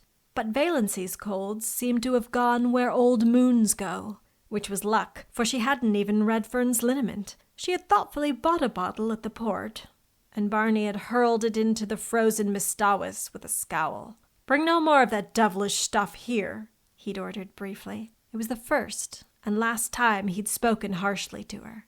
They went for long tramps through the exquisite reticence of winter woods and the silver jungle of frosted trees, and found loveliness everywhere. At times, they seemed to be walking through a spellbound world of crystal and pearl. So white and radiant were clearings and lakes and sky. The air was so crisp and clear that it was half intoxicating. Once they stood in a hesitation of ecstasy at the entrance of a narrow path between ranks of birches. Every twig and spray was outlined in snow. The undergrowth along its sides was a little fairy forest cut out of marble. The shadows cast by the pale sunshine were fine and spiritual. "Come away," said Barney, turning. We must not commit the desecration of tramping through there. One evening they came upon a snowdrift, far back in an old clearing, which was in the exact likeness of a beautiful woman's profile. Seen too close by, the resemblance was lost, as in the fairy tale of the Castle of St. John. Seen from behind, it was a shapeless oddity. But at just the right distance and angle, the outline was so perfect that when they came suddenly upon it, gleaming out against the dark background of spruce in the glow of winter sunset, they both exclaimed in amazement. There was a low, noble brow, a straight, classic nose, lips and chin, and cheek curve modeled as if some goddess of old time had sat to the sculptor, and a breast of such cold, swelling purity as the very spirit of the winter woods might display. "All the beauty that old Greece and Rome sung, painted tonight," quoted Barney. "And to think, no human eyes save ours have seen or will see it," breathed Valancy, who felt at times as if she were living in a book by John Foster. As she looked around her, she recalled some passages she'd marked in the new Foster book Barney had brought her from the port, with an adjuration not to expect him to read or listen to it. "All the timings of winter woods are extremely delicate and elusive," recalled Valancy. "When the brief afternoon wanes and the sun just touches the tops of the hills, there seems to be all over the woods an abundance, not of color, but of the spirit of color. There is really nothing but pure white, after all, but one has the impression of fairy-like blendings of rose and violet, opal and heliotrope on the slopes, in the dingles and along the curves of the forest land. You feel sure the tint is there, but when you look at it directly, it's gone. From the corner of your eye, you're aware that it is lurking over yonder, in a spot where there was nothing but pale purity a moment ago. Only just when the sun is setting is there a fleeting moment of real color. Then the redness streams out over the snow and incarnadines the hills and rivers and smites the crest of the pines with flame. Just a few minutes of transfiguration and revelation, and it's gone." "I wonder if John Foster ever spent a winter in Mistawis," said Valancy. "Not likely," scoffed Barney. "People who write tosh like that generally write it in a warm house on some smug city street." "You are too hard on John Foster," said Valancy severely.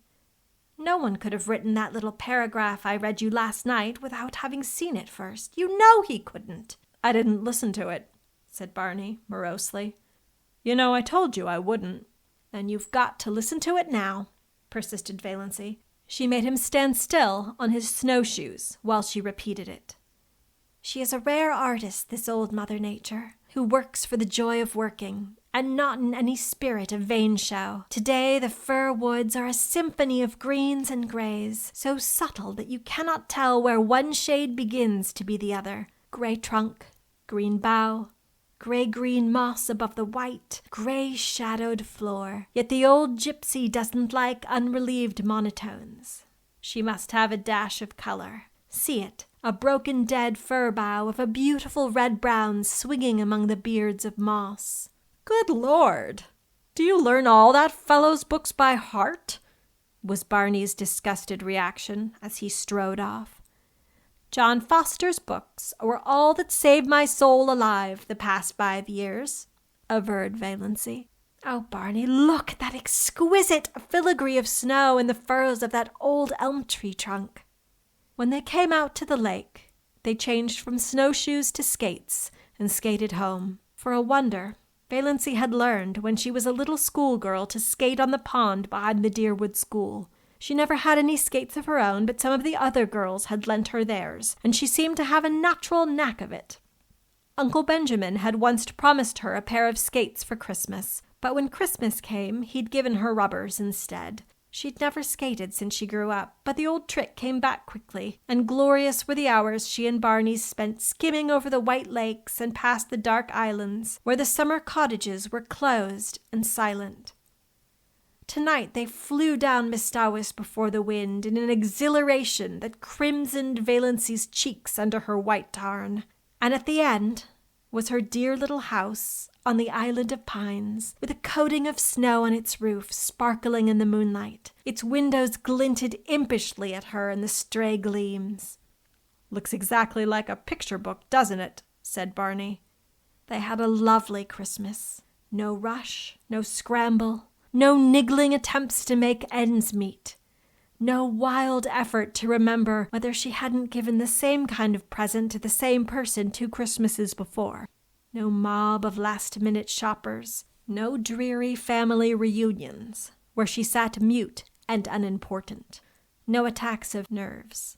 They decorated the Blue Castle with pine boughs, and Valancy made delightful little tinsel stars and hung them up amid the greenery. She cooked a dinner to which Barney did full justice, while Goodluck and Banjo picked the bones.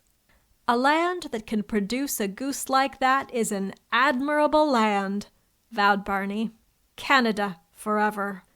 And they drank to the Union Jack a bottle of dandelion wine that Cousin Georgiana had given Valancy, along with the bedspread. "One never knows," Cousin Georgiana had said solemnly, "when one may need a little stimulant." Barney had asked Valancy what she wanted for a Christmas present. "Something frivolous and unnecessary," said Valancy, who had got a pair of galoshes last Christmas and 2 long-sleeved woolen undervests the year before. And so on back. To her delight, Barney gave her a necklace of pearl beads. Valancy had wanted a string of milky pearl beads, like congealed moonshine, all her life, and these were so pretty. All that worried her was that they were really too good. They must have cost a great deal, $15 at least. Could Barney afford that? She didn't know a thing about his finances. She'd refused to let him buy any of her clothes. She had enough for that, she told him, as long as she would need clothes. In a round black jar in the chimney-piece, Barney put money for their household expenses. Always enough. The jar was never empty, though Valancy never caught him replenishing it. He couldn't have much, of course, and that necklace, but Valancy tossed care aside. She would wear it and enjoy it. It was the first pretty thing she had ever had. End of chapter 31.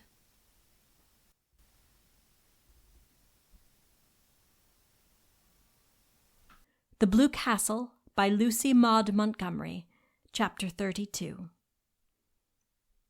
New Year. The old, shabby, inglorious, outlived calendar came down. The new one went up.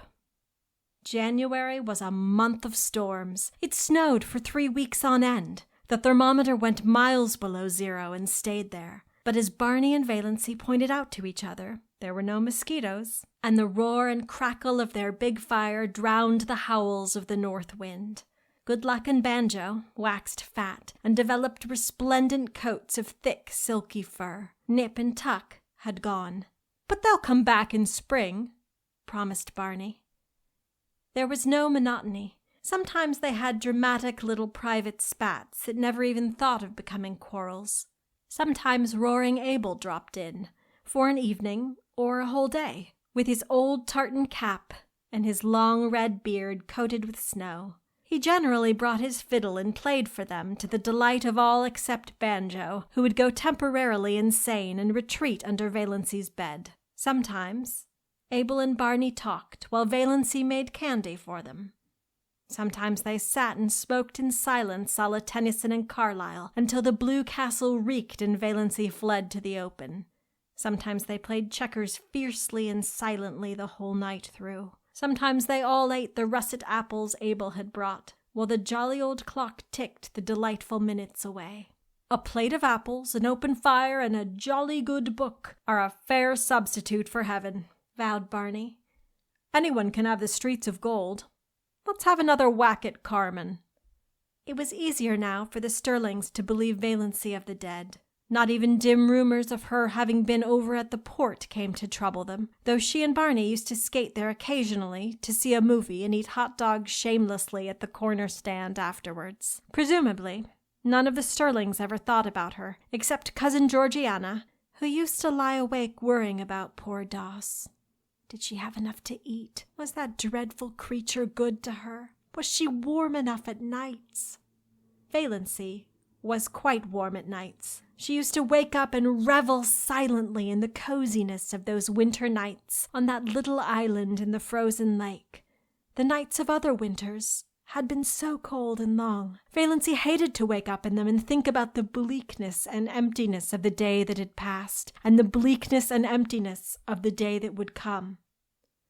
Now she almost counted that night lost in which she didn't wake up and lie awake for half an hour just being happy, while Barney's regular breathing went on beside her, and through the open door the smoldering brands in the fireplace winked at her in the gloom.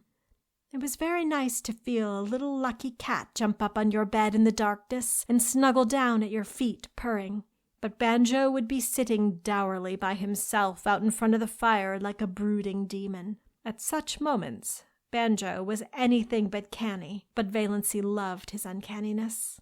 The side of the bed had to be right against the window. There was no other place for it in the tiny room. Valancy, lying there, could look out of the window through the big pine boughs that actually touched it, away up Mistawis, white and lustrous as a pavement of pearl, or dark and terrible in the storm. Sometimes the pine boughs tapped against the panes with friendly signals. Sometimes she heard the little hissing whisper of snow against them right at her side. Some nights the whole outer world seemed given over to the empery of silence. Then came nights when there would be a majestic sweep of wind in the pines, nights of dear starlight when it whistled freakishly and joyously around the blue castle, brooding nights before storm, when it crept along the floor of the lake with a low, wailing cry of brooding and mystery. Valancy wasted many perfectly good sleeping hours in these delightful communings, but she could sleep as long in the morning as she wanted to. Nobody cared. Barney cooked his own breakfast of bacon and eggs, and then shut himself up in Bluebird's chamber until supper time. Then they had an evening of reading and talk. They talked about everything in this world, and a good many things in other worlds. They laughed over their own jokes until the blue castle re-echoed. "You do laugh beautifully," Barney told her once. "It makes me want to laugh just to hear you laugh. There's a trick about your laugh, as if there was so much more fun back of it that you wouldn't let out. Did you laugh like that before you came, Miss Dowis, Moonlight?" "I never laughed at all, really. I used to giggle foolishly when I felt I was expected to, but now the laugh just comes."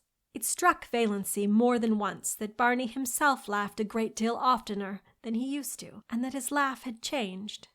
It had become wholesome. She rarely heard the little cynical note in it now.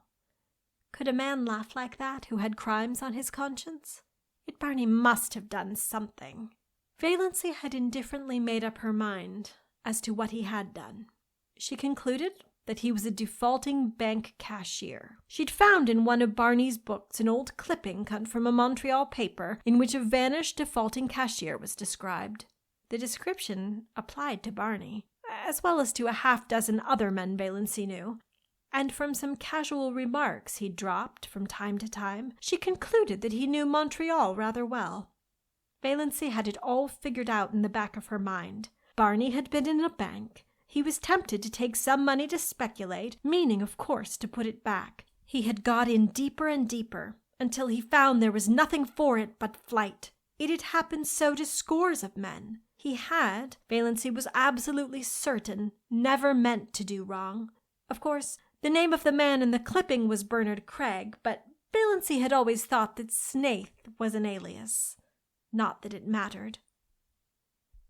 Valancy had only one unhappy night that winter. It came in late March when most of the snow had gone and Nip and Tuck had returned. Barney had gone off in the afternoon for a long woodland tramp, saying he'd be back by dark if all went well. Soon after he had gone, it had begun to snow. The wind rose, and presently Mistawis was in the grip of one of the worst storms of the winter. It tore up the lake and struck at the little house. The dark, angry woods on the mainland scowled at Valancy, menace in the toss of their boughs, threats in their windy gloom, terror in the roar of their hearts. The trees on the island crouched in fear. Valancy spent the night huddled on the rug before the fire, her face buried in her hands.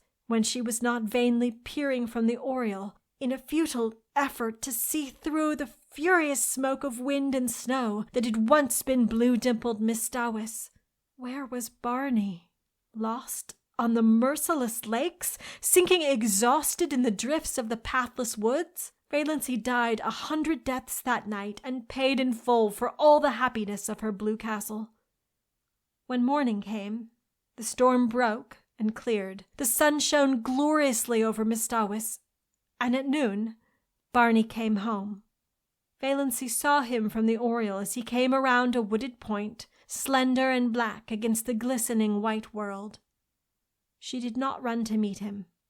Something happened to her knees, and she dropped down on Banjo's chair. Luckily, Banjo got out from under in time, his whiskers bristling with indignation. Barney found her there, her head buried in her hands. "Barney, I thought you were dead," she whispered. Barney hooted. "After 2 years of the Klondike, did you think a baby storm like this could get me? I spent the night in that old lumber shanty over by Muskoka. Bit cold, but snug enough. Little goose, your eyes look like burnt holes in a blanket. Did you sit up here all night worrying over an old woodsman like me?" "Yes," said Valancy. "I couldn't help it. The storm seemed so wild. Anybody might have been lost in it. When I saw you come round the point, something happened to me. I don't know what.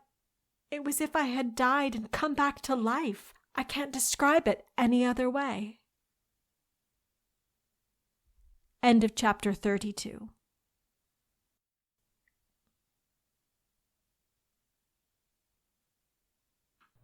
The Blue Castle by Lucy Maud Montgomery. Spring. Miss Dowis, black and sullen for a week or two, then flaming in sapphire and turquoise, lilac and rose again, laughing through the oriel, caressing its amethyst islands, rippling under winds soft as silk. Frogs, little green wizards of swamp and pool, singing everywhere in the long twilights and long into the nights. Islands fairy-like in a green haze. The evanescent beauty of wild young trees in early leaf. Frost-like loveliness of the new foliage of juniper trees. The woods putting on a fashion of spring flowers, dainty, spiritual things akin to the soul of the wilderness. Red mist on the maples. Willows decked out with glossy silver pussies. All the forgotten violets of Miss Dowis blooming again, lure of April moons. Think how many thousands of springs have been here on Miss Dowis, and all of them beautiful, said Valancy. "Oh, Barney, look at that wild plum." "I will. I must quote from John Foster. There's a passage in one of his books. I've reread it 100 times. He must have written it before a tree just like that. Behold the young wild plum tree, which has adorned herself after immemorial fashion in a wedding veil of fine lace. The fingers of wood pixies must have woven it, for nothing like it ever came from an earthly loom. I vow the tree is conscious of its loveliness. It is bridling before our very eyes, as if its beauty were not the most ephemeral thing in the woods, as it is the rarest and most exceeding, for today it is and tomorrow it is not. Every south wind purring through the boughs will winnow away in a shower of slender petals. But what matter?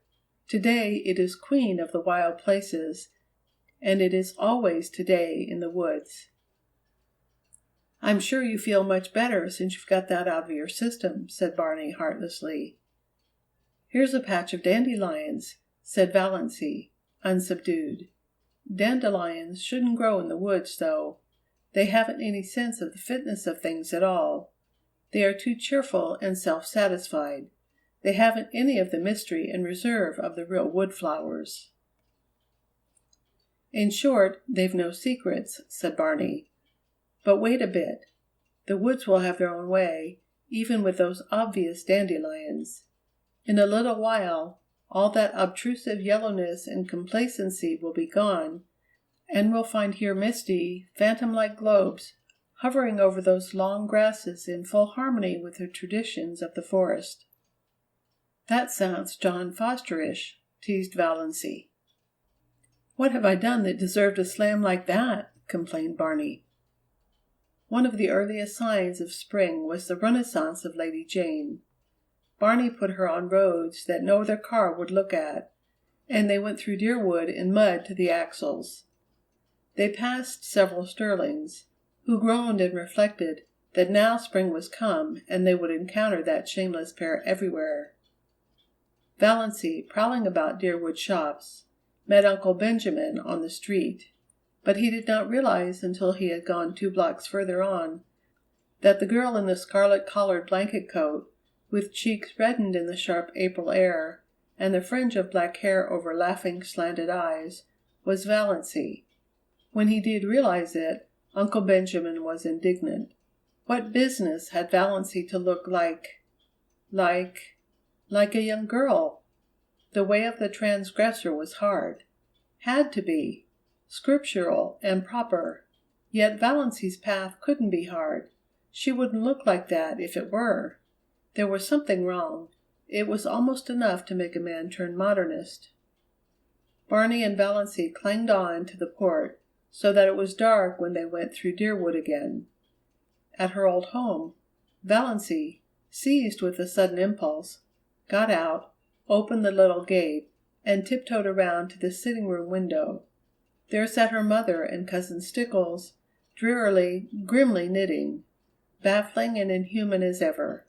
If they had looked the least bit lonesome, Valancy would have gone in. But they did not. Valancy would not disturb them for worlds. End of chapter 33.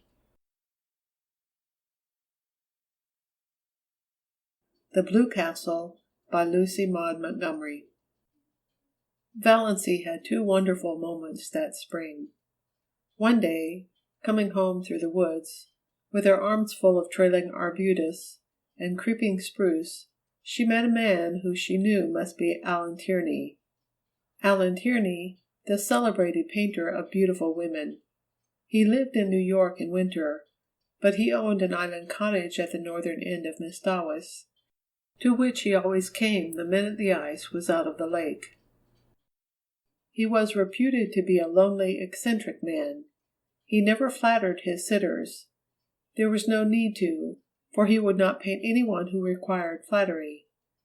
To be painted by Allen Tierney was all the cachet of beauty a woman could desire.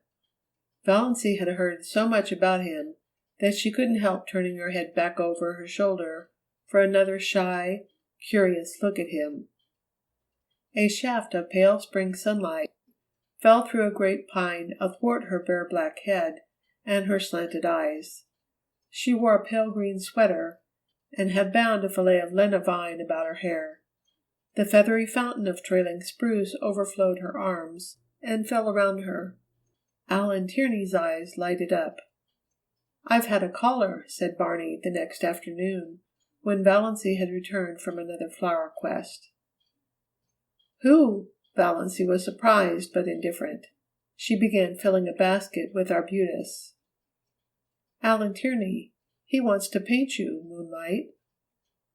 "Me?" Valancy dropped her basket and her arbutus. "You're laughing at me, Barney." "I'm not. That's what Tierney came for, to ask my permission to paint my wife, as the spirit of Muskoka, or something like that." But, stammered Valancy, "Allen Tierney never paints any but beautiful women," finished Barney. "Conceited. QED, Mistress Barney Snaith is a beautiful woman." "Nonsense," said Valancy, stooping to retrieve her arbutus. "You know that's nonsense, Barney. I know I'm a heap better looking than I was a year ago, but I'm not beautiful." "Allen Tierney never makes a mistake," said Barney. "You forget, Moonlight, that there are different kinds of beauty. Your imagination is obsessed by the very obvious type of your cousin Olive. Oh, I've seen her. She's a stunner. But you never catch Allen Tierney wanting to paint her. In the horrible but expressive slang phrase, She keeps all her goods in the shop window. But, in your subconscious mind, you have a conviction that nobody can be beautiful who doesn't look like Olive. Also, you remember your face as it was in the days when your soul was not allowed to shine through it. Tierney said something about the curve of your cheek as you looked back over your shoulder. You know, I've often told you it was distracting, and he's quite batty about your eyes. If I wasn't absolutely sure it was solely professional, he's really a crabbed old bachelor, you know, I'd be jealous. Well, I don't want to be painted, said Valancy. I hope you told him that. I couldn't tell him that. I didn't know what you wanted. But I told him I didn't want my wife painted, hung up in a salon for a mob to stare at, belonging to another man. For, of course, I couldn't buy the picture. So even if you had wanted to be painted, Moonlight, your tyrannous husband would not have permitted it. Tierney was a bit squiffy. He isn't used to being turned down like that. His requests are almost like royalties. But we are outlaws, laughed Valancy. We bow to no decrees. We acknowledge no sovereignty. In her heart she thought unashamedly, I wish Olive could know that Alan Tierney wanted to paint me. Me! Little old maid Valancy Stirling, that was. Her second wonder moment came one evening in May. She realized that Barney actually liked her. She had always hoped he did, but sometimes she had a little, disagreeable, haunting dread that he was just kind and nice and chummy out of pity. Knowing that she hadn't long to live, and determined she should have a good time as long as she did live, but away back in his mind rather looking forward to freedom again, with no intrusive woman creature in his island fastness, and no chattering thing beside him in his woodland prowls. She knew he could never love her. She did not even want him to. If he loved her, he would be unhappy when she died. Valancy never flinched from the plain word. No passing away for her, and she did not want him to be the least unhappy. But neither did she want him to be glad, or relieved. She wanted him to like her, and miss her as a good chum. But she had never been sure until this night that he did. They had walked over the hills in the sunset. They had the delight of discovering a virgin spring in a ferny hollow, and had drunk together from it out of a birch bark cup. They had come to an old tumble-down rail fence, and sat on it for a long time. They didn't talk much, but Valancy had a curious sense of oneness.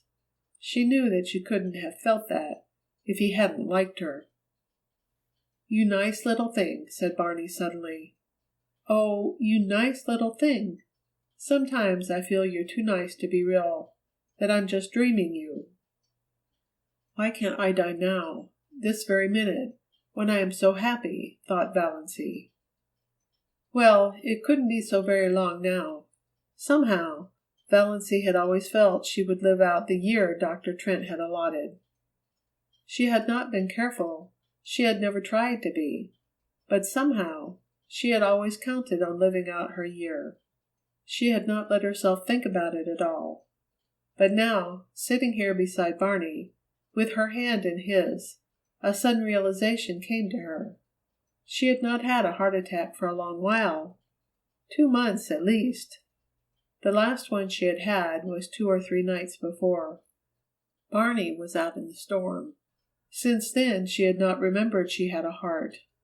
Well, no doubt, it betokened the nearness of the end. Nature had given up the struggle. There would be no more pain. I'm afraid heaven will be very dull after this past year, thought Valancy, but perhaps one will not remember. Would that be nice? No, no, I don't want to forget Barney.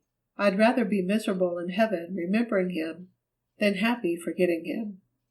And I'll always remember, through all eternity, that he really, really liked me.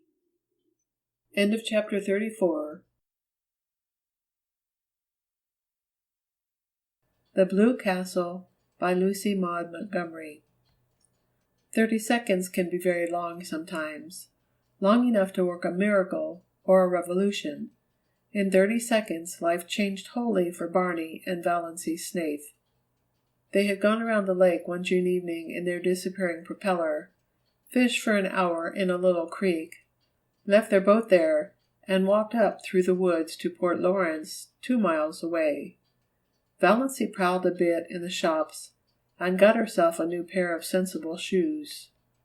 Her old pair had suddenly and completely given out, and this evening she had been compelled to put on the little fancy pair of patent leather with rather high, slender heels, which she had bought in a fit of folly one day in the winter because of their beauty and because she wanted to make one foolish, extravagant purchase in her life. She sometimes put them on of an evening in the Blue Castle, but this was the first time she had worn them outside. She had not found it any too easy, walking up through the woods in them, and Barney guyed her unmercifully about them.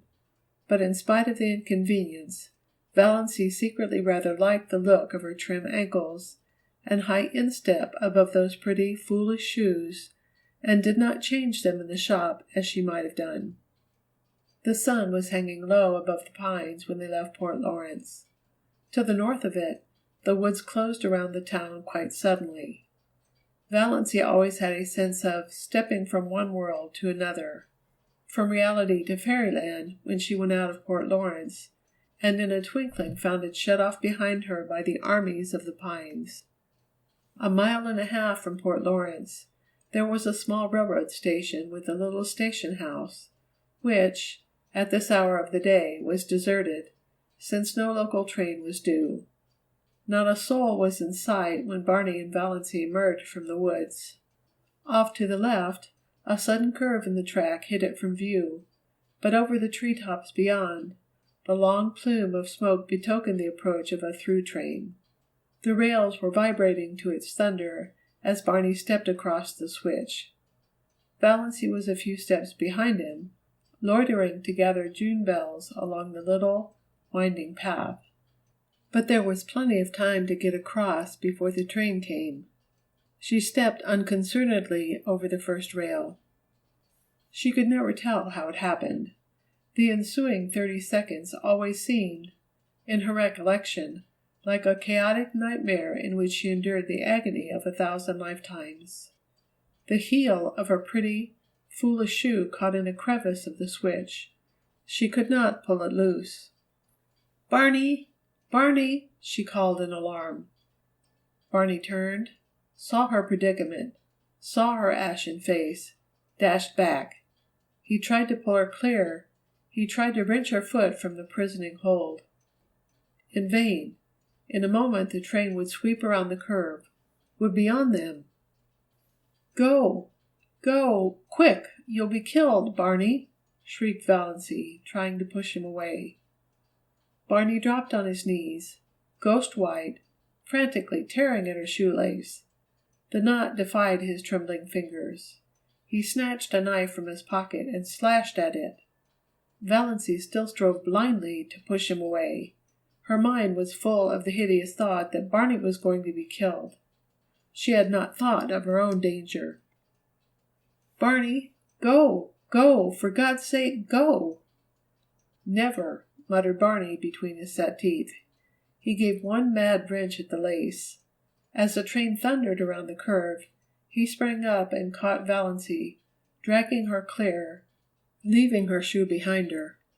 The wind from the train, as it swept by, turned to icy cold the streaming perspiration on his face. "Thank God!" he breathed. For a moment they stood stupidly staring at each other, two white, shaken, wild-eyed creatures. Then they stumbled over to the little seat at the end of the station house and dropped on it. Barney buried his face in his hands and said not a word. Valancy sat, staring straight ahead of her with unseeing eyes at the great pine woods, the stumps of the clearing, the long, gleaming rails. There was only one thought in her dazed mind, a thought that seemed to burn it, as a shaving of fire might burn her body. Dr. Trent had told her, over a year ago, that she had a serious form of heart disease, that any excitement might be fatal. If that were so, why was she not dead now? This very minute? She had just experienced as much and as terrible excitement as most people experience in a lifetime, crowded into that endless 30 seconds. Yet she had not died of it. She was not an iota the worse for it. A little wobbly at the knees, as anyone would have been.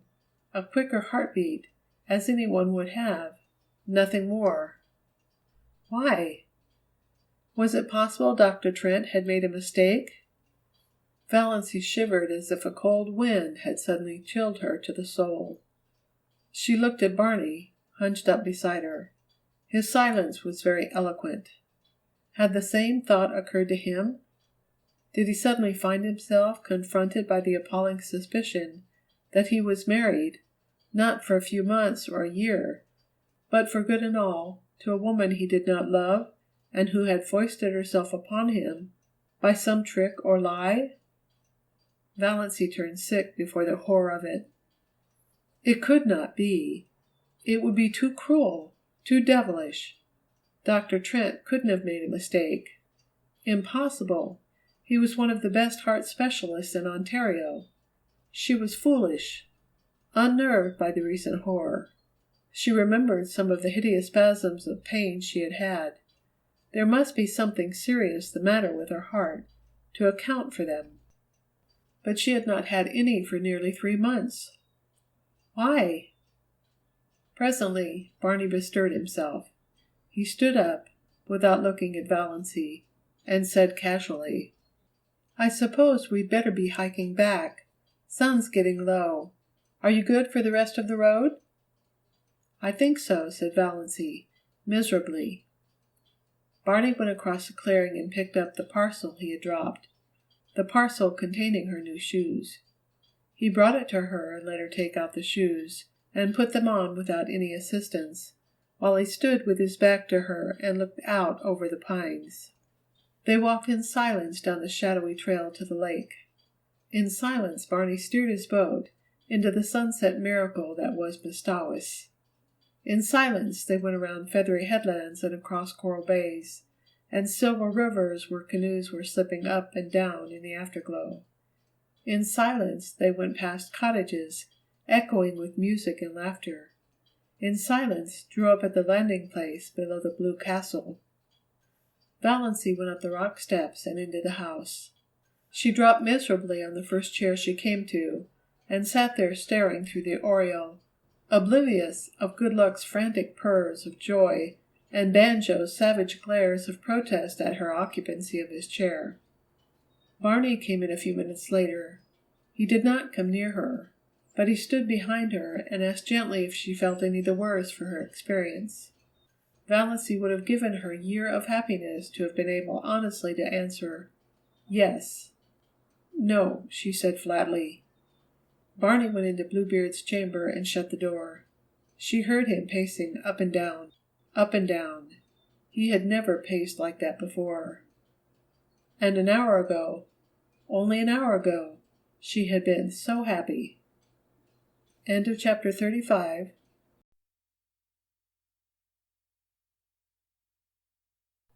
The Blue Castle by Lucy Maud Montgomery.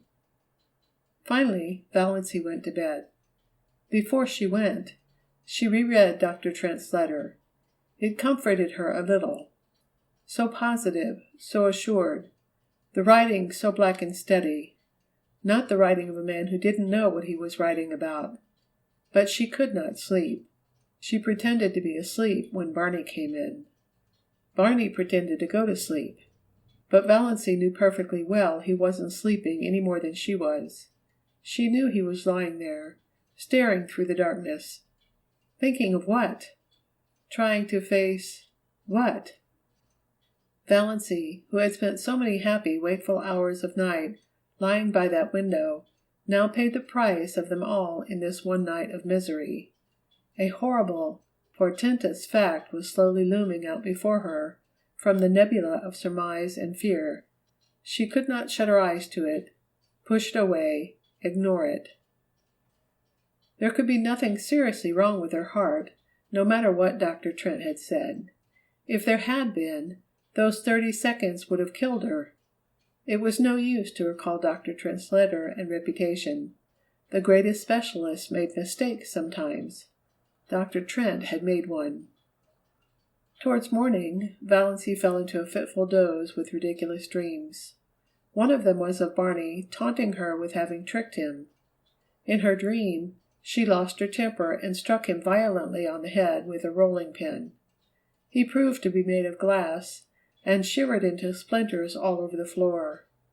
She woke with a cry of horror, a gasp of relief, a short laugh over the absurdity of her dream, a miserable, sickening recollection of what had happened. Barney was gone. Valancy knew, as people sometimes knew things, inescapably, without being told, that he was not in the house or in Bluebeard's chamber either. There was a curious silence in the living room, a silence with something uncanny about it. The old clock had stopped. Barney must have forgotten to wind it up, something he had never done before. The room without it was dead, though the sunshine streamed in through the oriel and dimples of light from the dancing waves beyond quivered over the walls. The canoe was gone, but Lady Jane was under the mainland trees. So Barney had betaken himself to the wilds. He would not return till night, perhaps not even then. He must be angry with her. That furious silence of his must mean anger, cold, deep, justifiable resentment. Well, Valancy knew what she must do first. She was not suffering very keenly now.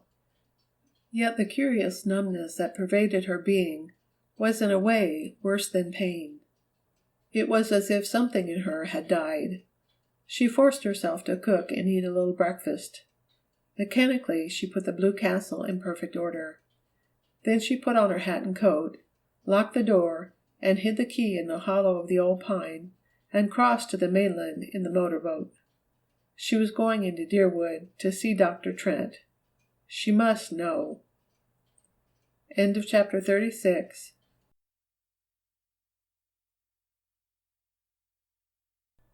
The Blue Castle by Lucy Maud Montgomery. Dr. Trent looked at her blankly and fumbled among his recollections. Mrs. Snaith, said Valancy quietly. I was Miss Valancy Stirling when I came to you last May, over a year ago. I wanted to consult you about my heart.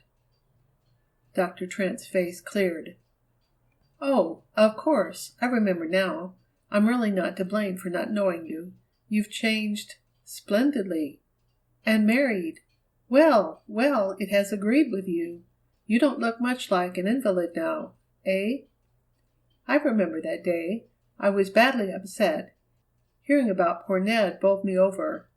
But Ned's as good as new, and you, too, evidently. I told you so, you know. Told you there was nothing to worry over. Valancy looked at him.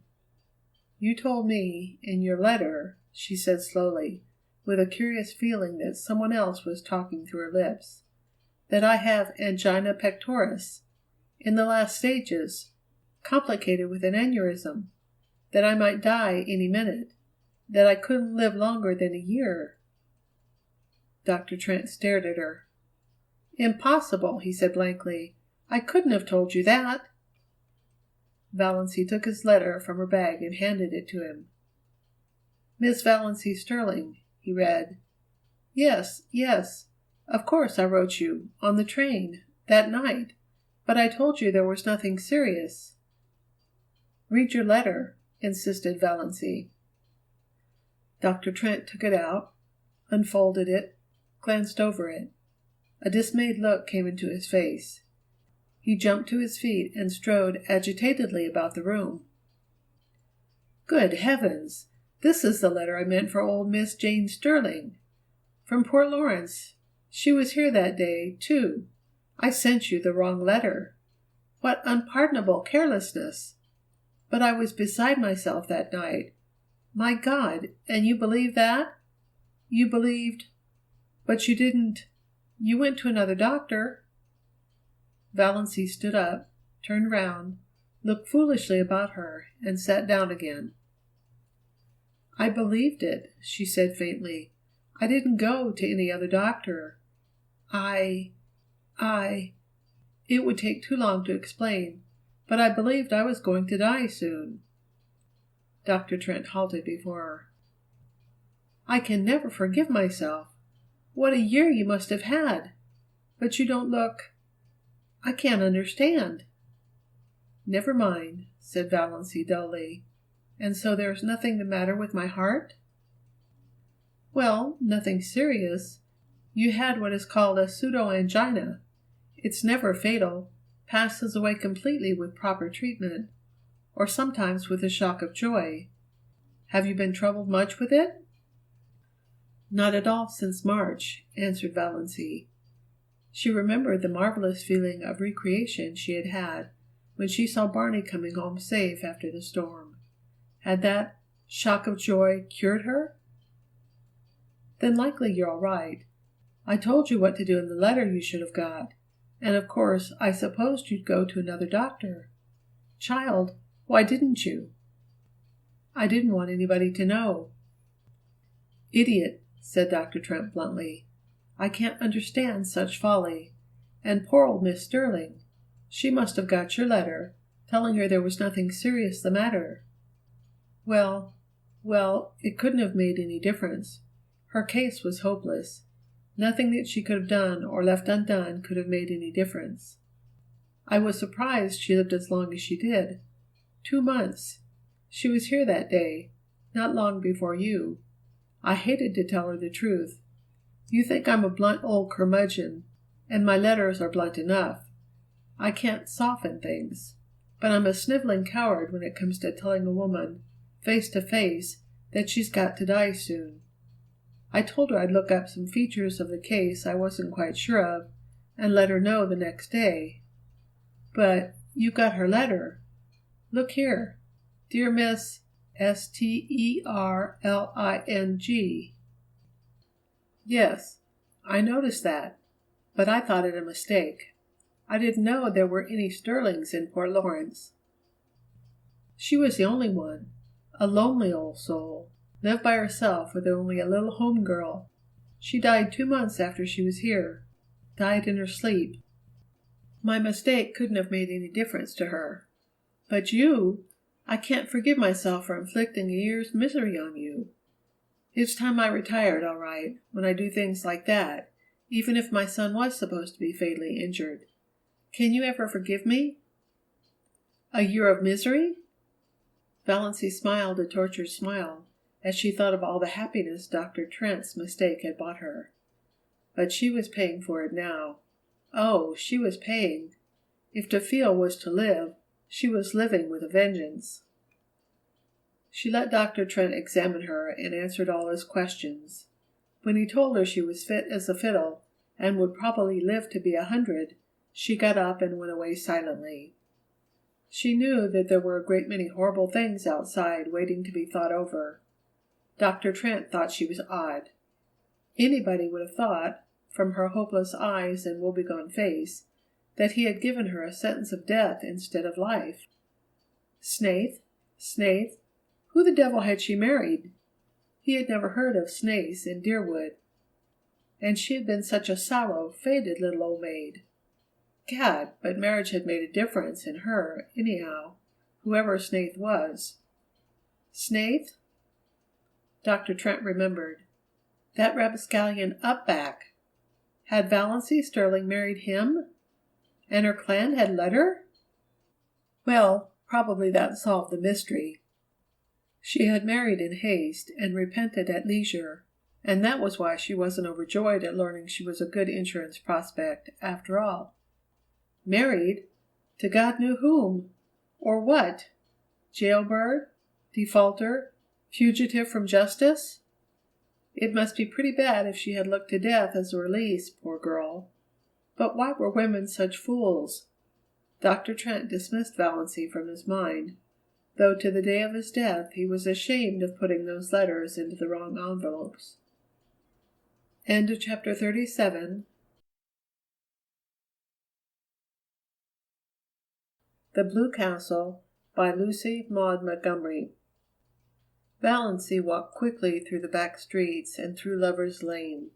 She did not want to meet anyone she knew. She didn't want to meet even people she didn't know. She hated to be seen. Her mind was so confused, so torn, so messy. She felt that her appearance must be the same.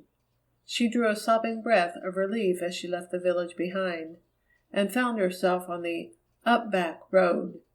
There was little fear of meeting anyone she knew here. The cars that fled by her with raucous shrieks were filled with strangers. One of them was packed with young people, who whirled past her singing uproariously, "My wife has the fever, oh then! My wife has the fever, oh then! My wife has the fever, oh I hope it won't leave her, for I want to be single again." Valancy flinched as if one of them had leaned from the car and cut her across the face with a whip. She had made a covenant with death, and death had cheated her. Now life stood mocking her. She had trapped Barney, trapped him into marrying her, and divorce was so hard to get in Ontario, so expensive, and Barney was poor. With life, fear had come back into her heart. Sickening fear. Fear of what Barney would think, would say. Fear of the future that must be lived without him. Fear of her insulted, repudiated clan.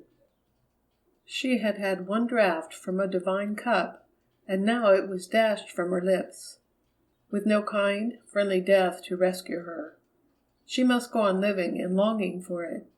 Everything was spoiled, smirched, defaced. Even that year in the Blue Castle, even her unashamed love for Barney. It had been beautiful because death waited. Now it was only sordid because death was gone. How could anyone bear an unbearable thing? She must go back and tell him. Make him believe she had not meant to trick him. She must make him believe that. She must say good-bye to her Blue Castle and return to the brick house on Elm Street. Back to everything she had thought left behind forever. The old bondage, the old fears. But that did not matter. All that mattered, now, was that Barney must somehow be made to believe she had not consciously tricked him. When Valancy reached the pines by the lake, she was brought out of her daze of pain by a startling sight. There, parked by the side of the old, battered, ragged Lady Jane, was another car. A wonderful car. A purple car. Not a dark, royal purple, but a blatant, screaming purple. It shone like a mirror, and its interior plainly indicated the car caste of Vere de Vere. In the driver's seat sat a haughty chauffeur in livery, and in the tonneau sat a man who opened the door and bounced out nimbly as Valancy came down the path to the landing place. He stood under the pines waiting for her, and Valancy took in every detail of him. A stout, short, pudgy man, with a broad, rubicund, good-humored face, a clean-shaven face, though an unparalyzed little imp at the back of Valancy's paralyzed mind suggested the thought, such a face should have a fringe of white whisker around it. Old-fashioned, steel-rimmed spectacles on prominent blue eyes, a pursy mouth, a little round, knobby nose. Where, groped Valancy, had she seen that face before? It seemed as familiar to her as her own. The stranger wore a green hat and a light fawn overcoat over a suit of a loud check pattern. His tie was a brilliant green of lighter shade. On the plump hand he outstretched to intercept Valancy, an enormous diamond winked at her. But he had a pleasant fatherly smile, and in his hearty, unmodulated voice was a ring of something that attracted her. "Can you tell me, miss, if that house yonder belongs to Mr. Redfern? And if so, how can I get to it?" Redfern?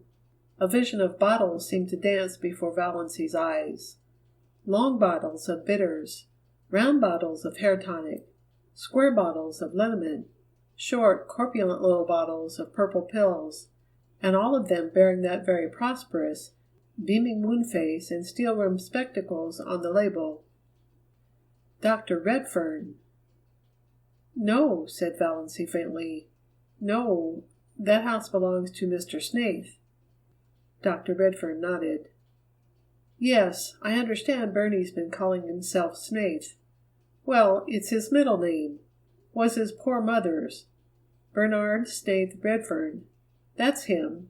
And now, Miss, can you tell me how to get over to that island? Nobody seems to be home there. I've done some waving and yelling. Henry there wouldn't yell. He's a one-job man. But old Doc Redfern can yell with the best of them yet, and ain't above doing it. Raised nothing but a couple of crows. Guess Bernie's out for the day."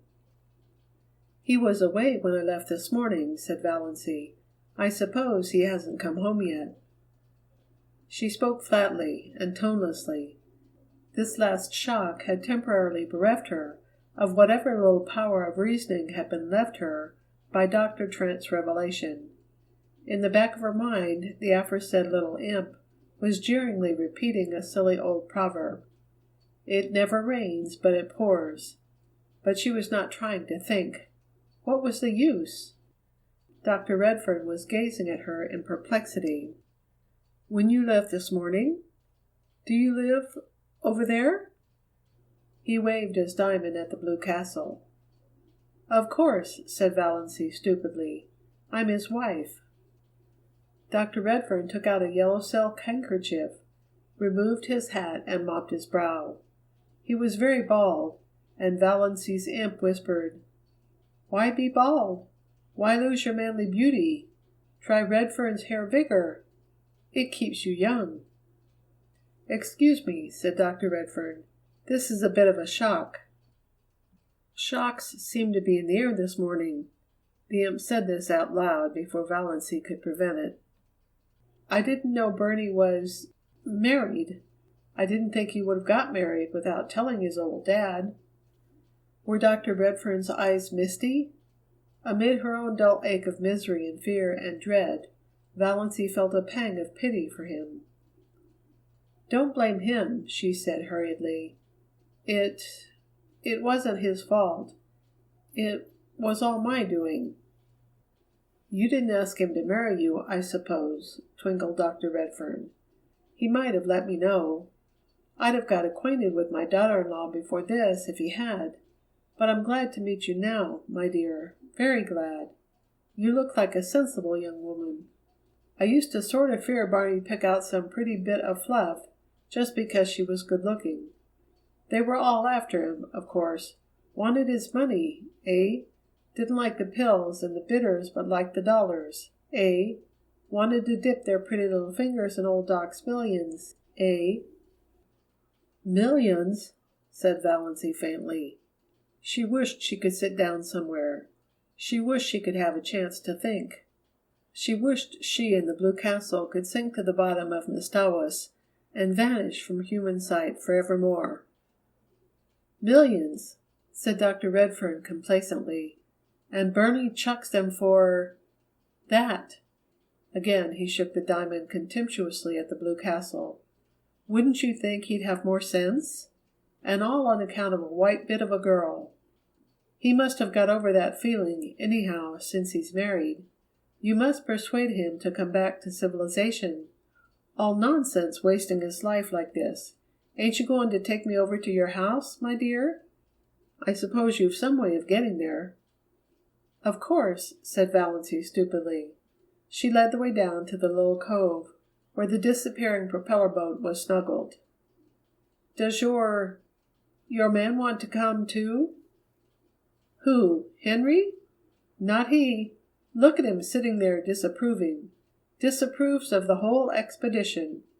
The trail up from the road nearly gave him a conniption. Well, it was a devilish road to put a car on. Whose old bus is that up there?" "Barney's." "Good Lord! Does Barney Redfern ride in a thing like that? It looks like the great-great-grandmother of all the Fords." "It isn't a Ford. It's a gray Slauson," said Valancy spiritedly. For some occult reason, Dr. Redfern's good-humored ridicule of dear old Lady Jane stung her to life. A life that was all pain, but still life. Better than the horrible half-dead and half-aliveness of the past few minutes. or years. She waved Dr. Redfern curtly into the boat and took him over to the Blue Castle. The key was still in the old pine, the house still silent and deserted. Valancy took the doctor through the living room to the western veranda. She must at least be out where there was air. It was still sunny, but in the southwest a great thundercloud, with white crests and gorges of purple shadow, was slowly rising over Mistawis. The doctor dropped with a gasp on a rustic chair and mopped his brow again. Warm, eh? Lord, what of you? Wonder if it would soften Henry if he could see it. Have you had dinner? Asked Valancy. Yes, my dear. Had it before we left Port Lawrence. Didn't know what sort of wild hermit's hollow we were coming to, you see. Hadn't any idea I was going to find a nice little daughter-in-law here, all ready to toss me up a meal. Cats, eh? Puss, puss. See that? Cats love me. Bernie was always fond of cats. It's about the only thing he took from me. He's his poor mother's boy. Valancy had been thinking idly that Bernie must resemble his mother. She had remained standing by the steps, but Dr. Redfern waved her to the swing seat. Sit down, dear. Never stand when you can sit. I want to get a good look at Barney's wife. Well, well, I like your face. No beauty. You don't mind my saying that. You've sense enough to know it, I reckon. Sit down. Valancy sat down. To be obliged to sit when mental agony urges us to stride up and down is the refinement of torture. Every nerve in her being was crying out to be alone, to be hidden, but she had to sit and listen to Dr. Redfern, who didn't mind talking at all. When do you think Bernie will be back? I don't know. Not before night, probably. Where did he go? I don't know that either. Likely to the woods, up back. So he doesn't tell you his comings and goings either? Bernie was always a secretive young devil. Never understood him, just like his poor mother. But I thought a lot of him. It hurt me when he disappeared as he did. 11 years ago. I haven't seen my boy for 11 years. 11 years. Valancy was surprised.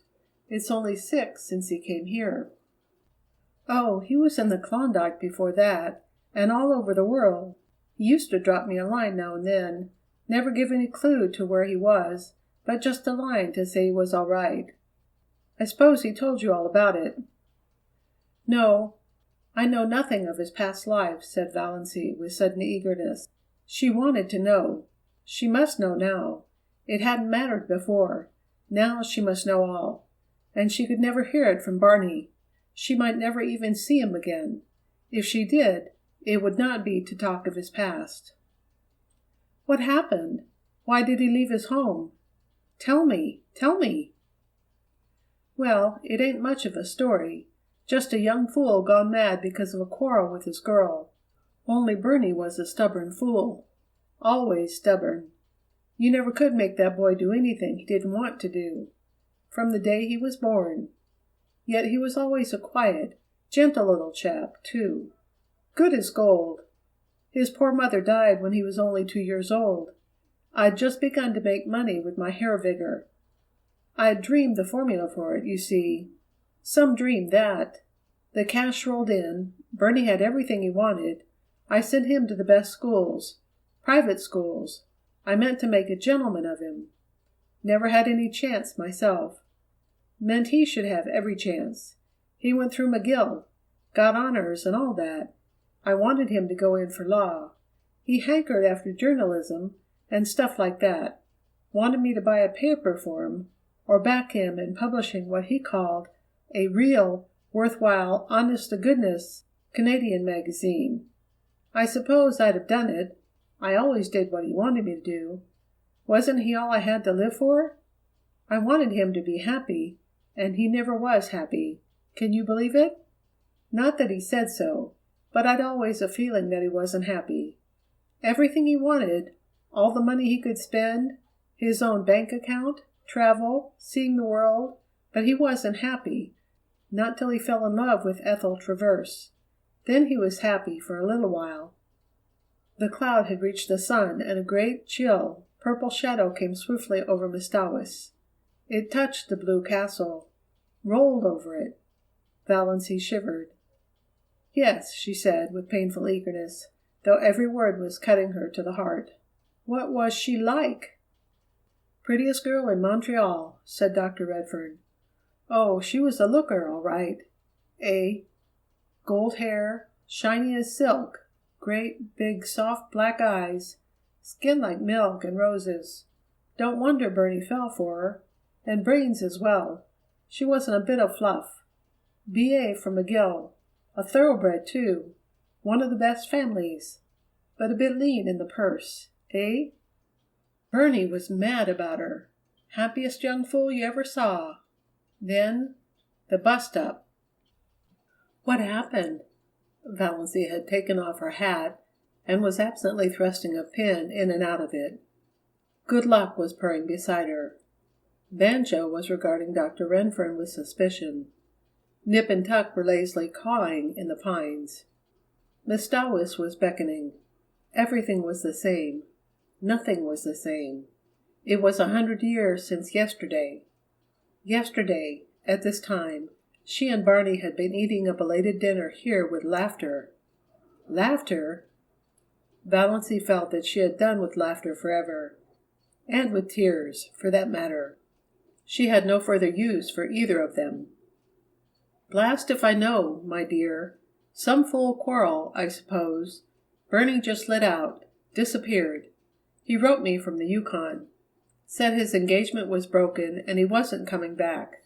And not to try to hunt him up because he was never coming back. I didn't. What was the use?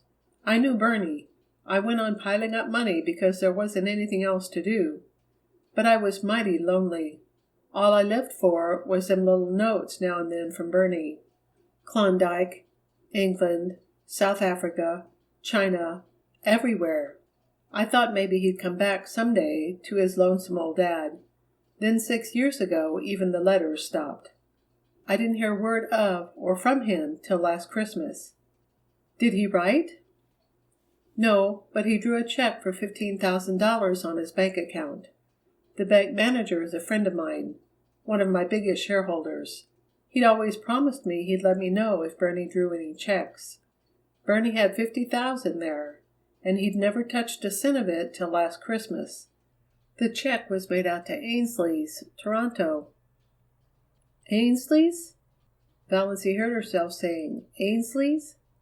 She had a box on her dressing table with the Ainsley trademark. Yes, the big jewelry house there. After I'd thought it over a while, I got brisk. I wanted to locate Bernie. Had a special reason for it. It was time he gave up his full hoboing and come to his senses. Drawing that 15 told me there was something in the wind. The manager communicated with the Ainsleys. His wife was an Ainsley, and found out that Bernard Redfern had bought a pearl necklace there. His address was given as Box 444, Port Lawrence, Muskoka, Ontario. First I thought I'd write. Then I thought I'd wait till the open season for cars and come down myself. Ain't no hand at writing. I've motored from Montreal. Got to Port Lawrence yesterday. Inquired at the post office. Told me they knew nothing of any Bernard Snaith Redfern, but there was a Barney Snaith, had a P.O. box there. Lived on an island out here, they said. So here I am. And where's Barney? Valancy was fingering her necklace. She was wearing $15,000 around her neck, and she had worried lest Barney had paid $15 for it and couldn't afford it. Suddenly she laughed in Dr. Redfern's face. Excuse me, it's so amusing, said poor Valancy. Isn't it? Said Dr. Redfern, seeing a joke, but not exactly hers. Now, you seem like a sensible young woman, and I dare say you've lots of influence over Bernie. Can't you get him to come back to civilization and live like other people? I've a house up there, big as a castle, furnished like a palace. I want company in it. Bernie's wife, Bernie's children. Did Ethel Traverse ever marry? Queried Valancy irrelevantly. Bless you, yes. 2 years after Bernie levanted. But she's a widow now, pretty as ever. To be frank, that was my special reason for wanting to find Bernie. I thought they'd make it up, maybe. But of course, that's all off now. Doesn't matter. Bernie's choice of a wife is good enough for me. It's my boy I want. Think he'll soon be back? I don't know, but I don't think he'll come before night. Quite late, perhaps. And perhaps not till tomorrow. But I can put you up comfortably. He'll certainly be back tomorrow. Dr. Redfern shook his head. Too damp. I'll take no chances with rheumatism. Why suffer that ceaseless anguish? Why not try Redfern's liniment? Quoted the imp in the back of Valancy's mind. I must get back to Port Lawrence before rain starts. Henry goes quite mad when he gets mud on the car. But I'll come back tomorrow. Meanwhile, you talk Bernie into reason. He shook her hand and patted her kindly on the shoulder. He looked as if he would have kissed her, with a little encouragement, but Valancy did not give it. Not that she would have minded. He was rather dreadful, and loud, and dreadful, but there was something about him she liked. She thought dully that she might have liked being his daughter-in-law if he had not been a millionaire. A score of times over, and Barney was his son, and heir. She took him over in the motorboat and watched the lordly purple car roll away through the woods with Henry at the wheel, looking things not lawful to be uttered. Then she went back to the Blue Castle. What she had to do must be done quickly. Barney might return at any moment, and it was certainly going to rain. She was thankful she no longer felt very bad. When you are bludgeoned on the head repeatedly, you naturally and mercifully become more or less insensible and stupid. She stood briefly like a faded flower bitten by frost, by the hearth, looking down on the white ashes of the last fire that had blazed in the Blue Castle. At any rate, she thought wearily, Barney isn't poor. He will be able to afford a divorce. Quite nicely. End of chapter 38. The Blue Castle by Lucy Maud Montgomery. Section 39. She must write a note. The imp in the back of her mind laughed. In every story she had ever read, when a runaway life decamped from home she left a note, generally on the pincushion. It was not a very original idea, but one had to leave something intelligible. What was there to do but write a note? She looked vaguely about her for something to write with. Ink? There was none. Valancy had never written anything since she had come to the Blue Castle, save memoranda of household necessaries for Barney. A pencil sufficed for them, but now the pencil was not to be found. Valancy absently crossed to the door of Bluebeard's chamber and tried it. She vaguely expected to find it locked, but it opened unresistingly. She had never tried it before, and did not know whether Barney habitually kept it locked or not. If he did, he must have been badly upset to leave it unlocked. She did not realize that she was doing something he had told her not to do. She was only looking for something to write with. All her faculties were concentrated on deciding just what she would say and how she would say it. There was not the slightest curiosity in her as she went into the lean-to. There were no beautiful women hanging by their hair on the walls. It seemed a very harmless apartment, with a commonplace little sheet-iron stove in the middle of it, its pipe sticking out through the roof. At one end was a table or counter crowded with odd-looking utensils, used no doubt by Barney in his smelly operations. Chemical experiments, probably, she reflected dully. At the other end was a big writing desk and swivel chair. The side walls were lined with books. Valancy went blindly to the desk. There she stood motionless for a few minutes, looking down at something that lay on it. A bundle of galley proofs. The page on top bore the title Wild Honey, and under the title were the words, by John Foster. The opening sentence: Pines are the trees of myth and legend. They strike their roots deep into the traditions of an older world, but wind and star love their lofty tops. What music when old Aeolus draws his bow across the branches of the pines. She had heard Barney say that one day when they walked under them. So Barney was John Foster. Valancy was not excited. She had absorbed all the shocks and sensations that she could compass for one day. This affected her neither one way nor the other. She only thought, so this explains it. It was a small matter that had, somehow, stuck in her mind more persistently than its importance seemed to justify. Soon after Barney had brought her John Foster's latest book, she had been in a Port Lawrence bookshop and heard a customer ask the proprietor for John Foster's new book. The proprietor had said curtly, "Not out yet. Won't be out till next week." Valancy had opened her lips to say, "Oh, yes, it is out," but closed them again. After all, it was none of her business. She supposed the proprietor wanted to cover up his negligence in not getting the book in promptly. Now she knew. The book Barney had given her had been one of the author's complimentary copies, sent in advance. Well, Valancy pushed the proofs indifferently aside and sat down in the swivel chair. She took up Barney's pen, and a vile one it was, pulled up a sheet of paper to her, and began to write. She could not think of anything to say except bald facts. Dear Barney, I went to Dr. Trent this morning and found out he had sent me the wrong letter by mistake. There never was anything serious the matter with my heart, and I am quite well now. I did not mean to trick you. Please believe that. I could not bear it if you did not believe that. I am very sorry for the mistake. But surely you can get a divorce if I leave you. Is desertion a ground for divorce in Canada?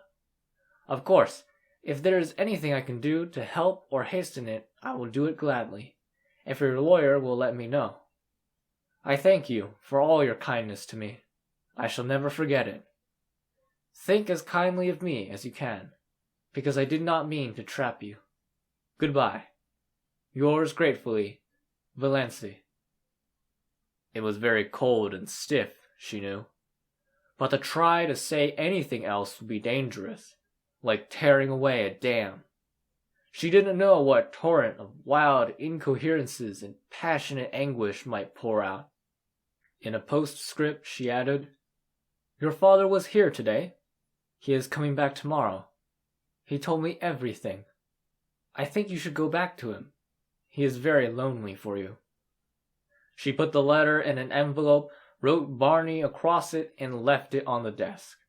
On it she laid the string of pearls. If they had been the beads she believed them, she would have kept them in memory of that wonderful year. But she could not keep the $15,000 gift of a man who had married her out of pity, and whom she was now leaving. It hurt her to give up her pretty bauble. That was an odd thing, she reflected. The fact that she was leaving Barney did not hurt her. Yet. It lay at her heart like a cold, insensible thing. If it came to life, Valancy shuddered and went out. She put on her hat and mechanically fed Good Luck and Banjo. She locked the door and carefully hid the key in the old pine. Then she crossed to the mainland in a disappearing propeller. She stood for a moment on the bank, looking at her blue castle. The rain had not yet come, but the sky was dark, and mist was gray and sullen. The little house under the pines looked very pathetic, a casket rifled of its jewels, a lamp with its flame blown out. I shall never again hear the wind crying over Mr. Wyss at night, thought Valancy. This hurt her, too. She could have laughed to think that such a trifle could hurt her at such a time.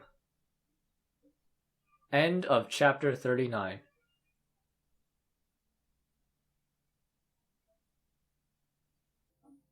The Blue Castle by Lucy Maud Montgomery. Section 40. Valancy paused a moment on the porch of the brick house in Elm Street. She felt that she ought to knock like a stranger. Her rose bush, she idly noticed, was loaded with buds. The rubber plant stood beside the prim door. A momentary horror overcame her, a horror of the existence to which she was returning. Then she opened the door and walked in. I wonder if the prodigal son ever felt really at home again, she thought. Mrs. Frederick and Cousin Stickles were in the sitting room. Uncle Benjamin was there too. They looked blankly at Valancy, realizing at once that something was wrong. This was not the saucy, impudent thing who had laughed at them in this very room last summer. This was a gray-faced woman with the eyes of a creature who had been stricken by a mortal blow. Valancy looked indifferently around the room. She had changed so much, and it had changed so little. The same pictures hung on the walls. The little orphan who knelt at her never-finished prayer by the bed whereon reposed the black kitten that never grew up into a cat. The grey steel engraving of Quatre Bras, where the British regiment forever stood at bay. The crayon enlargement of the boyish father she had never known. There they all hung in the same places. The green cascade of Wandering Jew still tumbled out of the old granite saucepan on the window-stand. The same elaborate, never-used pitcher stood at the same angle on the sideboard shelf. The blue and gilt vases that had been among her mother's wedding presents still primly adorned the mantelpiece, flanking the china clock of bureaus and besprayed ware that never went. The chairs in exactly the same places. Her mother and Cousin Stickles, likewise unchanged, regarding her with stony unwelcome. Valancy had to speak first. "I've come home, Mother," she said tiredly. "So I see." Mrs. Frederick's voice was very icy. She had resigned herself to Valancy's desertion. She had almost succeeded in forgetting there was a Valancy. She had rearranged and organized her systematic life without any reference to an ungrateful, rebellious child. She had taken her place again in a society which ignored the fact that she had ever had a daughter and pitied her, if it pitied her at all, only in discreet whispers and asides. The plain truth was that, by this point, Mrs. Frederick did not want Valancy to come back, did not want ever to see or hear of her again. And now, of course, Valancy was here, with tragedy and disgrace and scandal trailing after her visibly. "So I see," said Mrs. Frederick. "May I ask why?" "Because I'm not going to die," said Valancy huskily. "God bless my soul," said Uncle Benjamin. "Who said you were going to die?" "I suppose," said Cousin Stickles shrewishly. Cousin Stickles did not want Valancy back either. "I suppose you've found out he has another wife, as we've been sure all along." "No, I only wish he had," said Valancy. She was not suffering particularly, but she was very tired. If only the explanations were all over, and she were upstairs in her old, ugly room, alone. Just alone. The rattle of the beads on her mother's sleeves, as they swung on the arms of the reed chair, almost drove her crazy. Nothing else was worrying her, but all at once it seemed that she simply could not endure that thin, insistent rattle. "My home, as I told you, is always open to you," said Mrs. Frederick stonily. "But I can never forgive you." Valancy gave a mirthless laugh. "I care very little for that if I could only forgive myself," she said. "Come, come," said Uncle Benjamin testily, but rather enjoying himself. He felt he had Valancy under his thumb again. "We've had enough of mystery. What has happened? Why have you left that fellow? No doubt there's reason enough, but what particular reason is it?" Valancy began to speak mechanically. She told her tale bluntly and barely. "A year ago, Dr. Trent told me I had angina pectoris and could not live long. I wanted to have some life before I died. That's why I went away, why I married Barney. And now I've found it is all a mistake. There is nothing wrong with my heart. I've got to live, and Barney only married me out of pity, so I have to leave him free." "God bless me," said Uncle Benjamin. Cousin Stickles began to cry. "Valancy, if only you had the confidence in your own mother—" Yes, I know," said Valancy impatiently. "What's the use of going into that now? I can't undo this year. God knows I wish I could. I've tricked Barney into marrying me, and he's really Bernard Redfern, Dr. Redfern's son of Montreal, and his father wants him to go back to him." Uncle Benjamin made a queer sound. Cousin Stickles took her black-bordered handkerchief away from her eyes and stared at Valancy. A queer gleam suddenly shot into Mrs. Frederick's stone-gray orbs. "Dr. Redfern? Not the purple pill man?" she said. Valancy nodded. "He's John Foster, too, the writer of those nature books." But, Mrs. Frederick was visibly agitated, though not over the thought that she was the mother-in-law of John Foster. "Dr. Redfern is a millionaire!" Uncle Benjamin shut his mouth with a snap. 10 times over," he said. Valancy nodded. "Yes, Barney left home years ago, because of, some trouble, some disappointment. Now he will likely go back. So you see, I had to come home. He doesn't love me. I can't hold him to a bond he was tricked into." Uncle Benjamin looked incredibly sly. "Did he say so? Does he want to get rid of you?" "No. I haven't seen him since I found out. But I tell you, he only married me out of pity, because I asked him to, because he thought it would only be for a little while." Mrs. Frederick and Cousin Stickles both tried to speak, but Uncle Benjamin waved a hand at them and frowned portentously. "Let me handle this." Wave and frown seemed to say. To Valancy, Well, dear, we'll talk it over later. You see, we don't quite understand everything yet. As Cousin Stickles says, you should have confided in us before. Later on, I dare say we can find a way out of this." "You think Barney can easily get a divorce, don't you?" said Valancy eagerly. Uncle Benjamin silenced with another wave the exclamation of horror he knew was trembling on Mrs. Frederick's lips. "Trust to me, Valancy. Everything will arrange itself. Tell me this, Dossie. Have you been happy up back? Was Mr. Redfern good to you?" "I have been very happy, and Barney was very good to me," said Valancy, as if reciting a lesson. She remembered when she studied grammar at school, she had disliked the past and perfect tenses. They had always seemed so pathetic. It was all over and done with. "Then don't worry, little girl." How amazingly paternal Uncle Benjamin was. "Your family will stand behind you. We'll see what can be done." "Thank you," said Valancy, dully. Really, it was quite decent of Uncle Benjamin.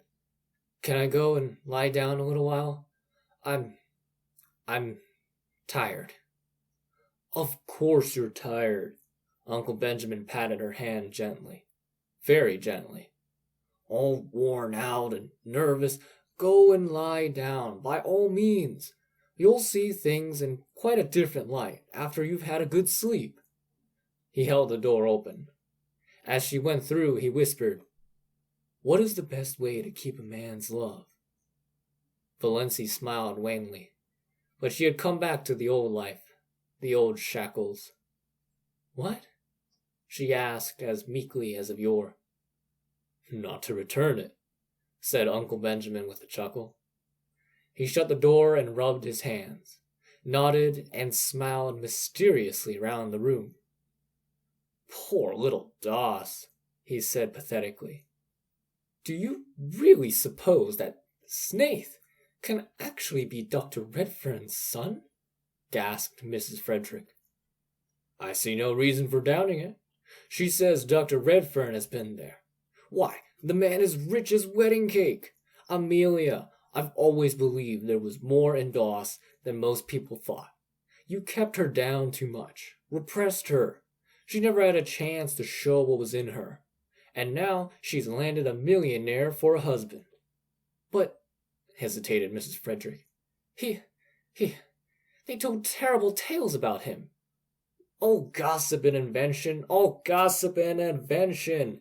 It's always been a mystery to me why people should be so ready to invent and circulate slanders about other people they know absolutely nothing about.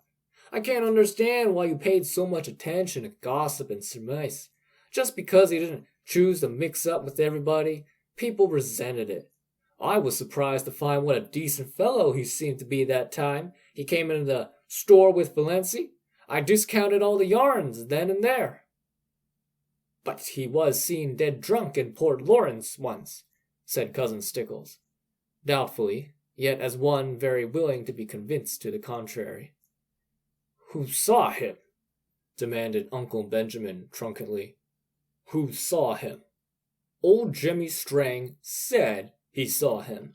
I wouldn't take old Jimmy Strang's word on oath. He's too drunk himself half the time to see straight. He said he saw him lying drunk on a bench in the park. Pshaw! Redfern's been asleep there. Don't worry over that. But his clothes and that awful old car, said Mrs. Frederick uncertainly. Eccentricities of genius, declared Uncle Benjamin. You heard Doss say he was John Foster? I'm not up in literature myself, but I heard a lecturer from Toronto say that John Foster's books had put Canada on the literary map of the world. I suppose we must forgive her, yielded Mrs. Frederick. Forgive her? Uncle Benjamin snorted. Really, Amelia was an incredibly stupid woman. No wonder poor Doss had gone sick and tired of living with her. Well, yes, I think you'd better forgive her. The question is, will Snaith forgive us? What if she persists in leaving him? You've no idea how stubborn she can be, said Mrs. Frederick. Leave it all to me, Amelia. Leave it all to me. You women have muddled it enough. This whole affair has been bungled from start to finish. If you had put yourself to a little trouble years ago, Amelia, she would not have bolted over the traces as she did. Just let her alone. Don't worry her with advice or questions till she's ready to talk. She's evidently run away in a panic because she's afraid he'd be angry with her for fooling him. Most extraordinary thing of Trent to tell her such a yarn. That's what comes of going to strange doctors. Well, we mustn't blame her too harshly, poor child. Redfern will come after her. If he doesn't, I'll hunt him up and talk to him as man to man. He may be a millionaire, but Valancy is a Stirling. He can't repudiate her just because she was mistaken about her heart disease. Not likely he'll want to. Doss is a little overstrung. Bless me, I must get in the habit of calling her Valancy. She isn't a baby any longer. Now, remember, Amelia, be very kind and sympathetic. It was something of a large order to expect Mrs. Frederick to be kind and sympathetic, but she did her best. When supper was ready, she went up and asked Valancy if she would like a cup of tea. Valancy, lying on her bed, declined. She just wanted to be left alone for a while. Mrs. Frederick left her alone. She did not even remind Valancy that her plight was the outcome of her own lack of daughterly respect and obedience. One could not exactly say things like that to the daughter-in-law of a millionaire. End of chapter 40.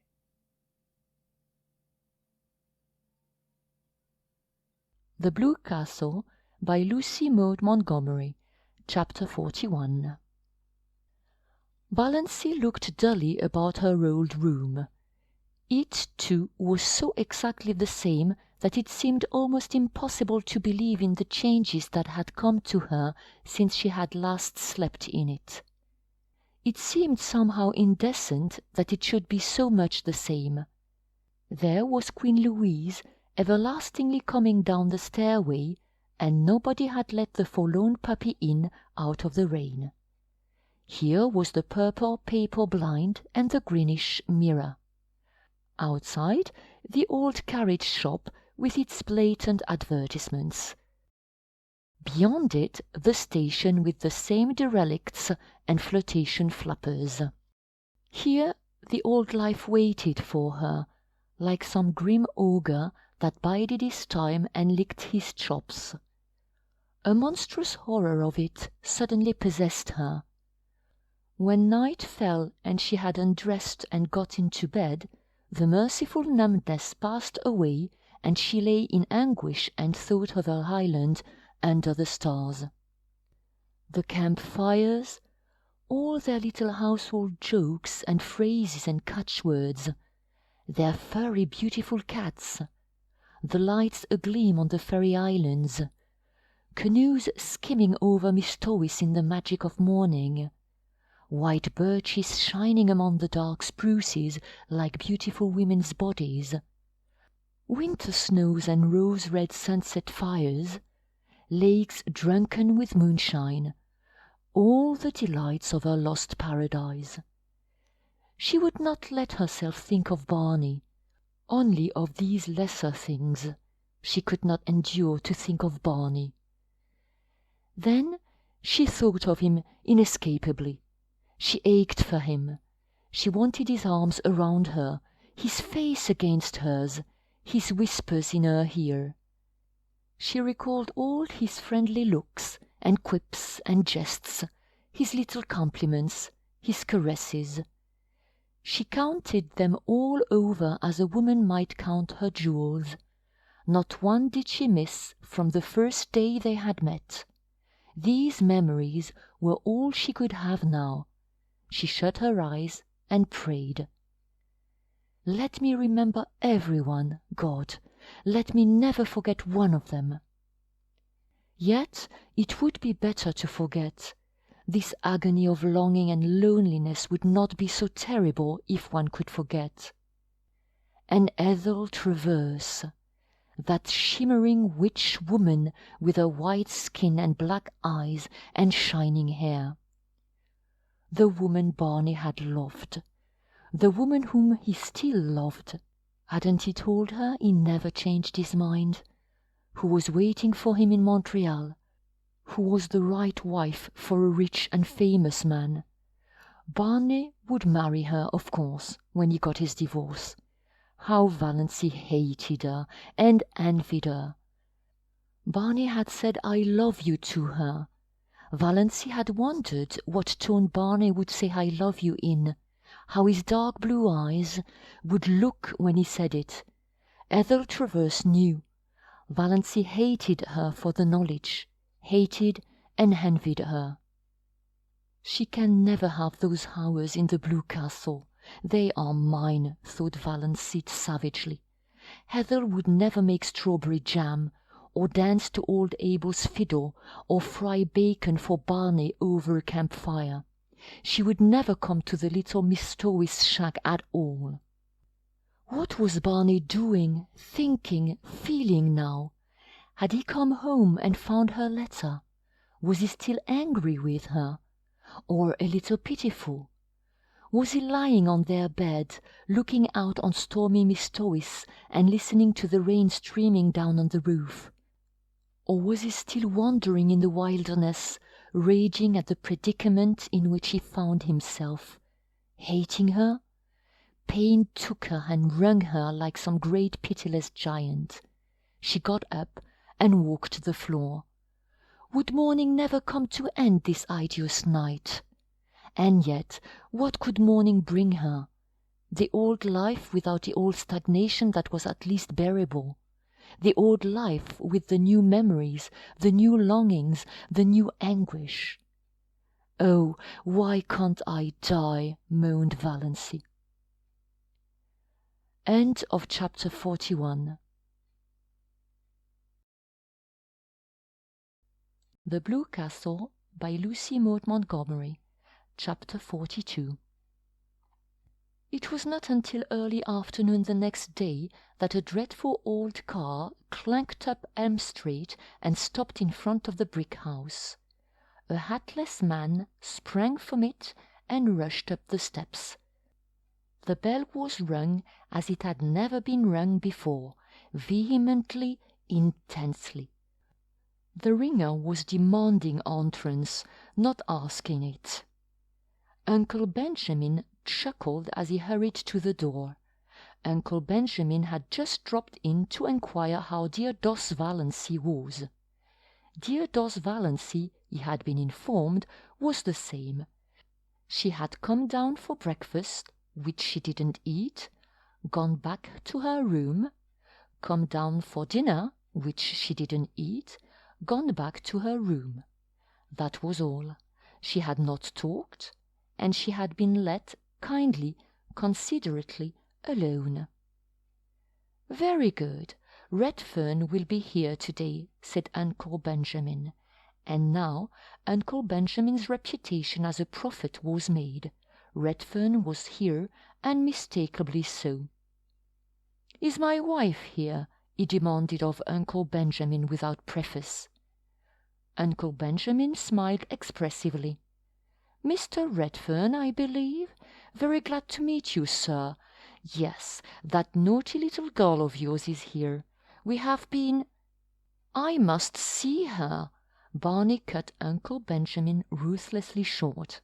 "Certainly, Mr. Redfern. Just step in here. Valancy will be down in a minute." He ushered Barney into the parlour and betook himself to the sitting-room and Mrs. Frederick. "Go up and tell Valancy to come down. Her husband is here." But so dubious was Uncle Benjamin as to whether Valancy could really come down in a minute or at all that he followed Mrs. Frederick on tiptoe up the stairs and listened in the hall. "Valancy, dear," said Mrs. Frederick tenderly, "your husband is in the parlour asking for you." "Oh, mother!" Valancy got up from the window and wrung her hands. "I cannot see him. I cannot. Tell him to go away. Ask him to go away. I can't see him." "Tell her," hissed Uncle Benjamin through the keyhole, "that Redfern says he won't go away until he has seen her." Redfern had not said anything of the kind, but Uncle Benjamin thought he was that sort of a fellow. Valancy knew he was. She understood that she might as well go down first as last. She did not even look at Uncle Benjamin as she passed him on the landing. Uncle Benjamin did not mind. Rubbing his hands and chuckling, he retreated to the kitchen, where he genially demanded of Cousin Stickles, "Why are good husbands like bread?"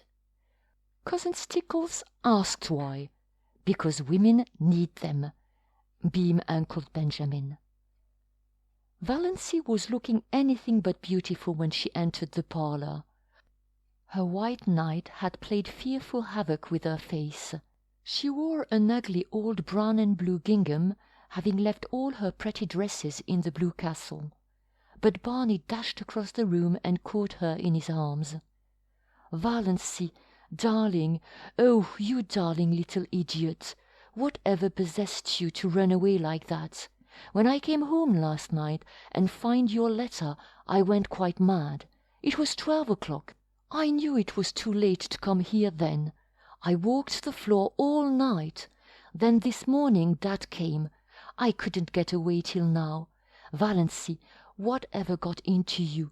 Divorce, forsooth, don't you know? I know you only married me out of pity, said Valancy, brushing him away feebly. I know you don't love me. I know. You've been lying awake at 3 o'clock too long, said Barney, shaking her. That's all that's the matter with you. Love you? Oh, don't I love you? My girl, when I saw that train coming down on you, I knew whether I loved you or not. Oh, I was afraid you would try to make me think you cared, cried Valancy passionately. Don't. I know all about Ethel Traverse. Your father told me everything. Oh, Barney, don't torture me. I can never go back to you. Barney released her and looked at her for a moment. Something in her pallid, resolute face spoke more convincingly than words of her determination. Valancy, he said quietly, Father couldn't have told you everything because he didn't know it. Will you let me tell you everything? Yes, said Valancy wearily. Oh, how dear he was! How she longed to throw herself into his arms! As he put her gently down in a chair, she could have kissed the slender, brown hands that touched her arms. She could not look up as he stood before her. She dared not meet his eyes. For his sake she must be brave. She knew him, kind, unselfish. Of course he would pretend he did not want his freedom. She might have known he would pretend that, once the first shock of realization was over. He was so sorry for her. He understood her terrible position. When had he ever failed to understand? But she would never accept his sacrifice, never. You've seen Dad, and you know I'm Bernard Redfern, and I suppose you've guessed that I'm John Foster since you went into Bluebeard's chamber. Yes, but I didn't go in out of curiosity. I forgot you had told me not to go in. I forgot. Never mind. I'm not going to kill you and hang you up on the wall, so there's no need to call for Sister Anne. I'm only going to tell you my story from the beginning. I came back last night intending to do it. Yes, I'm old Doc Redfern's son, of Purple Pills and Bitters fame. Oh, don't I know it? Wasn't it rubbed into me for years? Barney laughed bitterly and strode up and down the room a few times. Uncle Benjamin, tiptoeing through the hall, heard the laugh and frowned. Surely Doss wasn't going to be a stubborn little fool. Barney threw himself into a chair before Valancy. Yes, as long as I can remember, I've been a millionaire's son. But when I was born, Dad wasn't a millionaire. He wasn't even a doctor. Isn't yet. He was a veterinary and a failure at it. He and Mother lived in a little village up in Quebec and were abominably poor. I don't remember Mother. Haven't even a picture of her. She died when I was 2 years old. She was 15 years younger than Father, a little school teacher. When she died, Dad moved into Montreal and formed a company to sell his hair tonic. He'd dreamed the prescription one night, it seems. Well, it caught on. Money began to flow in. Dad invented or dreamed the other things too. Pills, bitters, liniment, and so on. He was a millionaire by the time I was 10, with a house so big a small chap like myself always felt lost in it. I had every toy a boy could wish for, and I was the loneliest little devil in the world. I remember only one happy day in my childhood, Valancy, only one. Even you were better off than that. Dad had gone out to see an old friend in the country and took me along. I was turned loose in the barnyard, and I spent the whole day hammering nails in a block of wood. I had a glorious day. When I had to go back to my room full of playthings in the big house in Montreal, I cried, but I didn't tell Dad why. I never told him anything. It's always been a hard thing for me to tell things, Valancy, anything that went deep. And most things went deep with me. I was a sensitive child, and I was even more sensitive as a boy. No one ever knew what I suffered. Dad never dreamed of it. When he sent me to a private school, I was only 11. The boys ducked me in the swimming tank until I stood on a table and read aloud all the advertisements of Father's patent abominations. I did it then. Barney clenched his fists. I was frightened and half drowned, and all my world was against me. But when I went to college and the Sophs tried the same stunt, I didn't do it. Barney smiled grimly. They couldn't make me do it, but they could and did make my life miserable. I never heard the last of the pills and the bitters and the hair tonic. After using was my nickname. You see, I'd always such a thick thatch. My 4 college years were a nightmare. You know or you don't know what merciless beasts boys can be when they get a victim like me. I had few friends.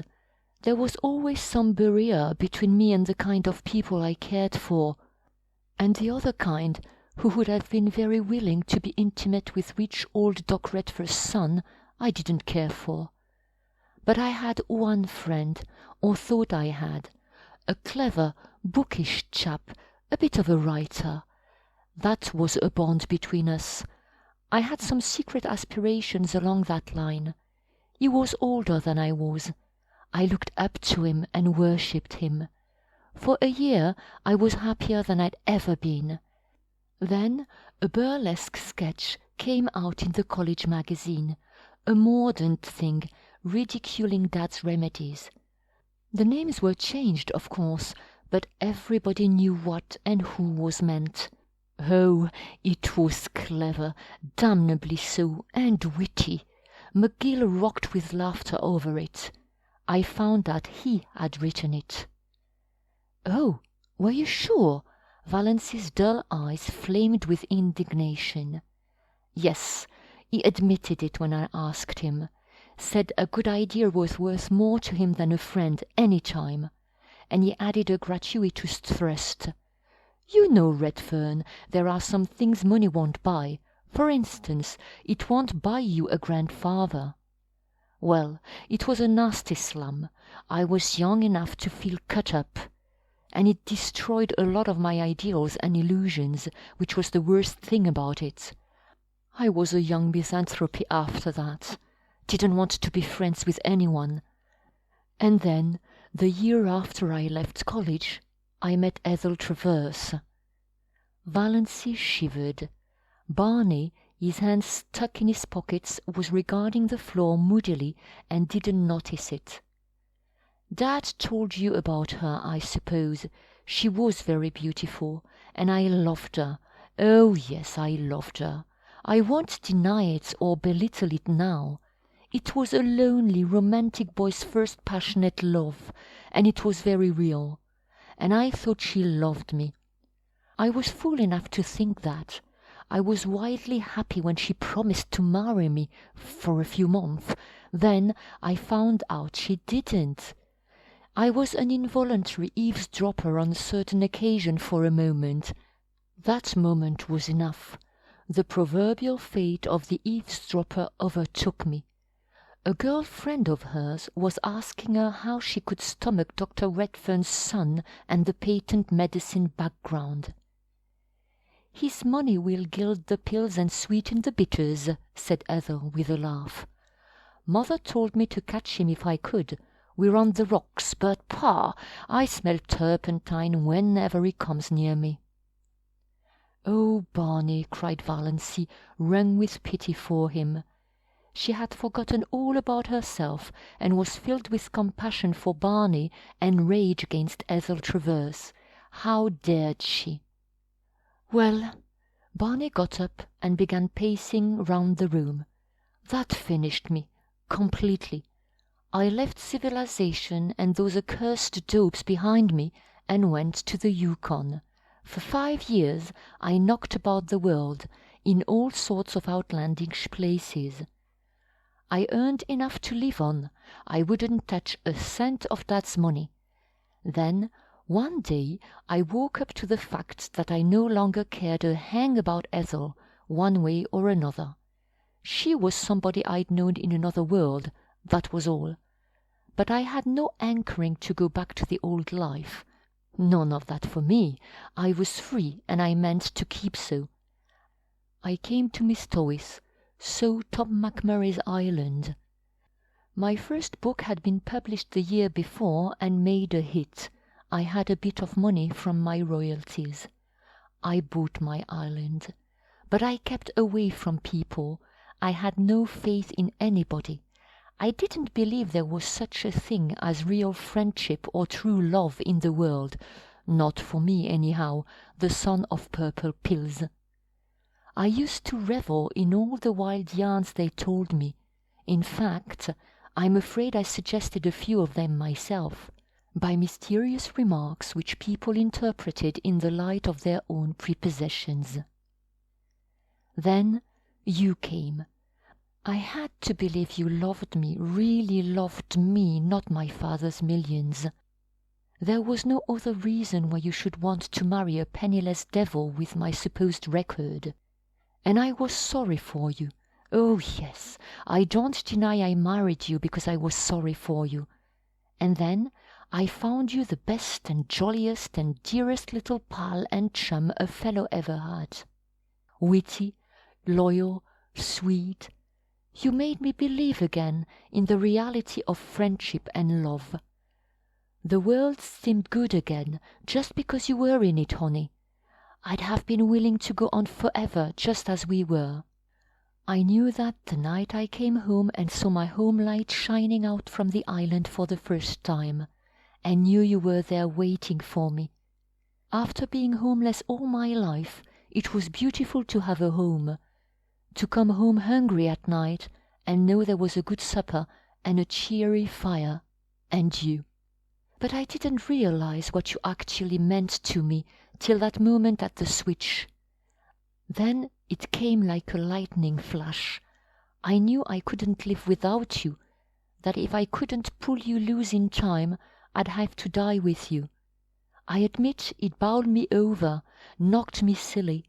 I couldn't get my bearings for a while. That's why I acted like a mule. But the thought that drove me to the tall timber was the awful one that you were going to die. I'd always hated the thought of it, but I supposed there wasn't any chance for you, so I put it out of my mind. Now I had to face it. You were under sentence of death, and I couldn't live without you. When I came home last night, I had made up my mind that I'd take you to all the specialists in the world, that something surely could be done for you. I felt sure you couldn't be as bad as Dr. Trent thought, when those moments on the track hadn't even hurt you. And I found your note and went mad with happiness and a little terror for fear you didn't care much for me after all and had gone away to get rid of me. But now it's all right, isn't it, darling? Was she, Valancy, being called darling? I can't believe you care for me, she said helplessly. I know you can't. What's the use, Barney? Of course you're sorry for me. Of course you want to do the best you can to straighten out the mess. But it can't be straightened out that way. You couldn't love me. She stood up and pointed tragically to the mirror over the mantel. Certainly not even Alan Tierney could have seen beauty in this woeful, haggard little face reflected there. Barney didn't look at the mirror.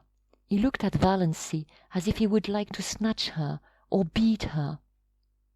Love you? Girl, you're in the very core of my heart. I hold you there like a jewel. Didn't I promise you I'd never tell you a lie? Love you! I love you with all there is of me to love. Heart, soul, brain, every fibre of my body and spirit thrilling to the sweetness of you. There's nobody in the world for me but you, Valancy. You're a good actor, Barney, said Valancy with a wan little smile. Barney looked at her. So you don't believe me yet? I can't. Oh, damn, said Barney violently. Valancy looked up, startled. She had never seen this Barney, scowling, eyes black with anger, sneering lips, dead white face. You don't want to believe it, said Barney in the silk-smooth voice of ultimate rage. You're tired of me. You want to get out of it, free from me. You're ashamed of the pills and a liniment just as she was. Your sterling pride can't stomach them. It was all right as long as you thought you hadn't long to live. A good lark, you could put up with me. But a lifetime with old Doc Redfer's son is a different thing. Oh, I understand perfectly. I've been very dense, but I understand at last. Valancy stood up. She stared into his furious face. Then she suddenly laughed. You darling, she said. You do mean it. You do really love me. You wouldn't be so enraged if you didn't. Barney stared at her for a moment. Then he caught her in his arms with the little low laugh of the triumphant lover. Uncle Benjamin, who had been frozen with horror at the keyhole, suddenly thawed out and tiptoed back to Mrs. Frederick and Cousin Stickles. Everything is all right, he announced jubilantly. Dear little Doss, he would send for his lawyer right away and alter his will again. Doss should be his sole heiress. To her that had should certainly be given. Mrs. Frederick, returning to her comfortable belief in an overruling providence, got out the family Bible and made an entry under marriages. End of chapter 42. The Blue Castle by Lucy Maud Montgomery. Chapter 43. But Barney, protested Valancy after a few minutes, your father somehow gave me to understand that you still loved her. He would. Dad holds the championship for making blunders. If there's a thing that's better left unsaid, you can trust him to say it. But he isn't a bad old soul, Valancy. You like him. I do now. And his money isn't tainted money. He made it honestly. His medicines are quite harmless. Even his purple pills do people whole heaps of good when they believe in them. But I'm not fit for your life, sighed Valancy. I'm not clever or well-educated, or... My life is in Mistawis and all the wild places of the world. I'm not going to ask you to live the life of a society woman. Of course, we must be a bit of the time with Dad. He's lonely and old. But not in this big house of his, pleaded Valancy. I can't live in a palace. Can't come down to that after your Blue Castle, grinned Barney. Don't worry, sweet. I couldn't live in that house myself. It has a white marble stairway with gilt banisters and looks like a furniture shop with the labels off. Likewise, it's the pride of Dad's heart. We'll get a little house somewhere outside of Montreal, in the real country, near enough to see Dad often. I think we'll build one for ourselves. A house you build for yourself is so much nicer than a hand-me-down. But we'll spend our summers in Mistawis and our autumns traveling. I want you to see the Alhambra. It's the nearest thing to the Blue Castle of your dreams I can think of. And there's an old-world garden in Italy where I want to show you the moon rising over Rome through the dark cypress trees. Will that be any lovelier than the moon rising over Mistawis? Not lovelier, but a different kind of loveliness. There's so many kinds of loveliness. Valancy, before this year you've spent all your life in ugliness. You know nothing of the beauty of the world. We'll climb mountains, hunt for treasures in the bazaars of Samarkand, search out the magic of East and West, run hand in hand to the rim of the world. I want to show you it all, see it again through your eyes. Girl, there are a million things I want to show you, do with you, say to you. It will take a lifetime. And we must see about that picture by Tierney, after all. Will you promise me one thing? Asked Valancy solemnly. Anything, said Barney recklessly. Only one thing. You are never, under any circumstances or under any provocation, to cast it up to me that I asked you to marry me. End of chapter 43.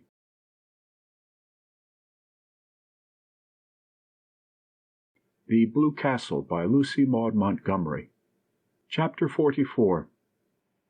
Extract from letter written by Miss Olive Stirling to Mr. Cecil Bruce.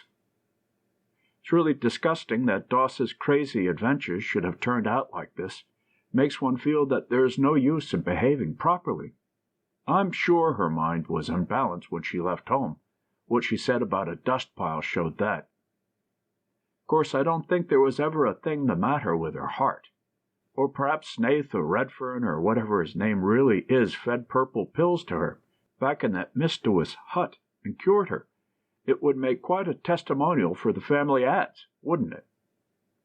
He's such an insignificant-looking creature. I mentioned this to Doss, but all she said was, I don't like Colorad men. Well, he's certainly no Colorad man. Though I must say there is something rather distinguished about him, now that he has cut his hair and put on decent clothes. I really think, Cecil, you should exercise more. It doesn't do to get too fleshy. He also claims, I believe, to be John Foster. We can believe that or not, as we like, I suppose. Old Doc Redfern has given them $2 million for a wedding present. Evidently the purple pills bring in the bacon. They're going to spend the fall in Italy and the winter in Egypt and motor through Normandy in apple blossom time. Not in that dreadful Lizzie, though. Redfern has got a wonderful new car.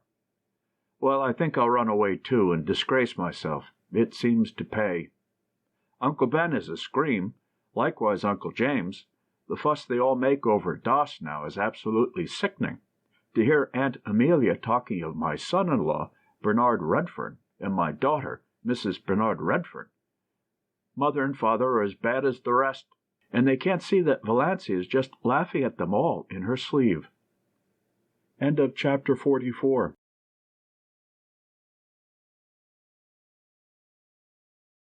The Blue Castle by Lucy Maud Montgomery.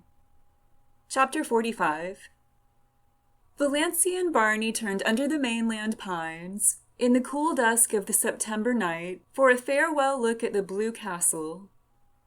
Mistawis was drowned in sunset lilac light, incredibly delicate and elusive. Nip and Tuck were cawing lazily in the old pines. Goodluck and Banjo were mewed and mewing in separate baskets in Barney's new dark green car en route to Cousin Georgiana's. Cousin Georgiana was going to take care of them until Barney and Valancy came back. Aunt Wellington and Cousin Sarah and Aunt Amelia had also entreated the privilege of looking after them, but to Cousin Georgiana was it given. Valancy was in tears. Don't cry, Moonlight. We'll be back next summer, and now we're off for a real honeymoon. Valancy smiled through her tears. She was so happy that her happiness terrified her. But despite the delights before her, the glory that was Greece and the grandeur that was Rome, lure of the ageless Nile, glamour of the Riviera, mosque and palace and minaret, she knew perfectly well that no spot or palace or home in the world could ever possess the sorcery of her blue castle. The end. End of chapter 45. End of the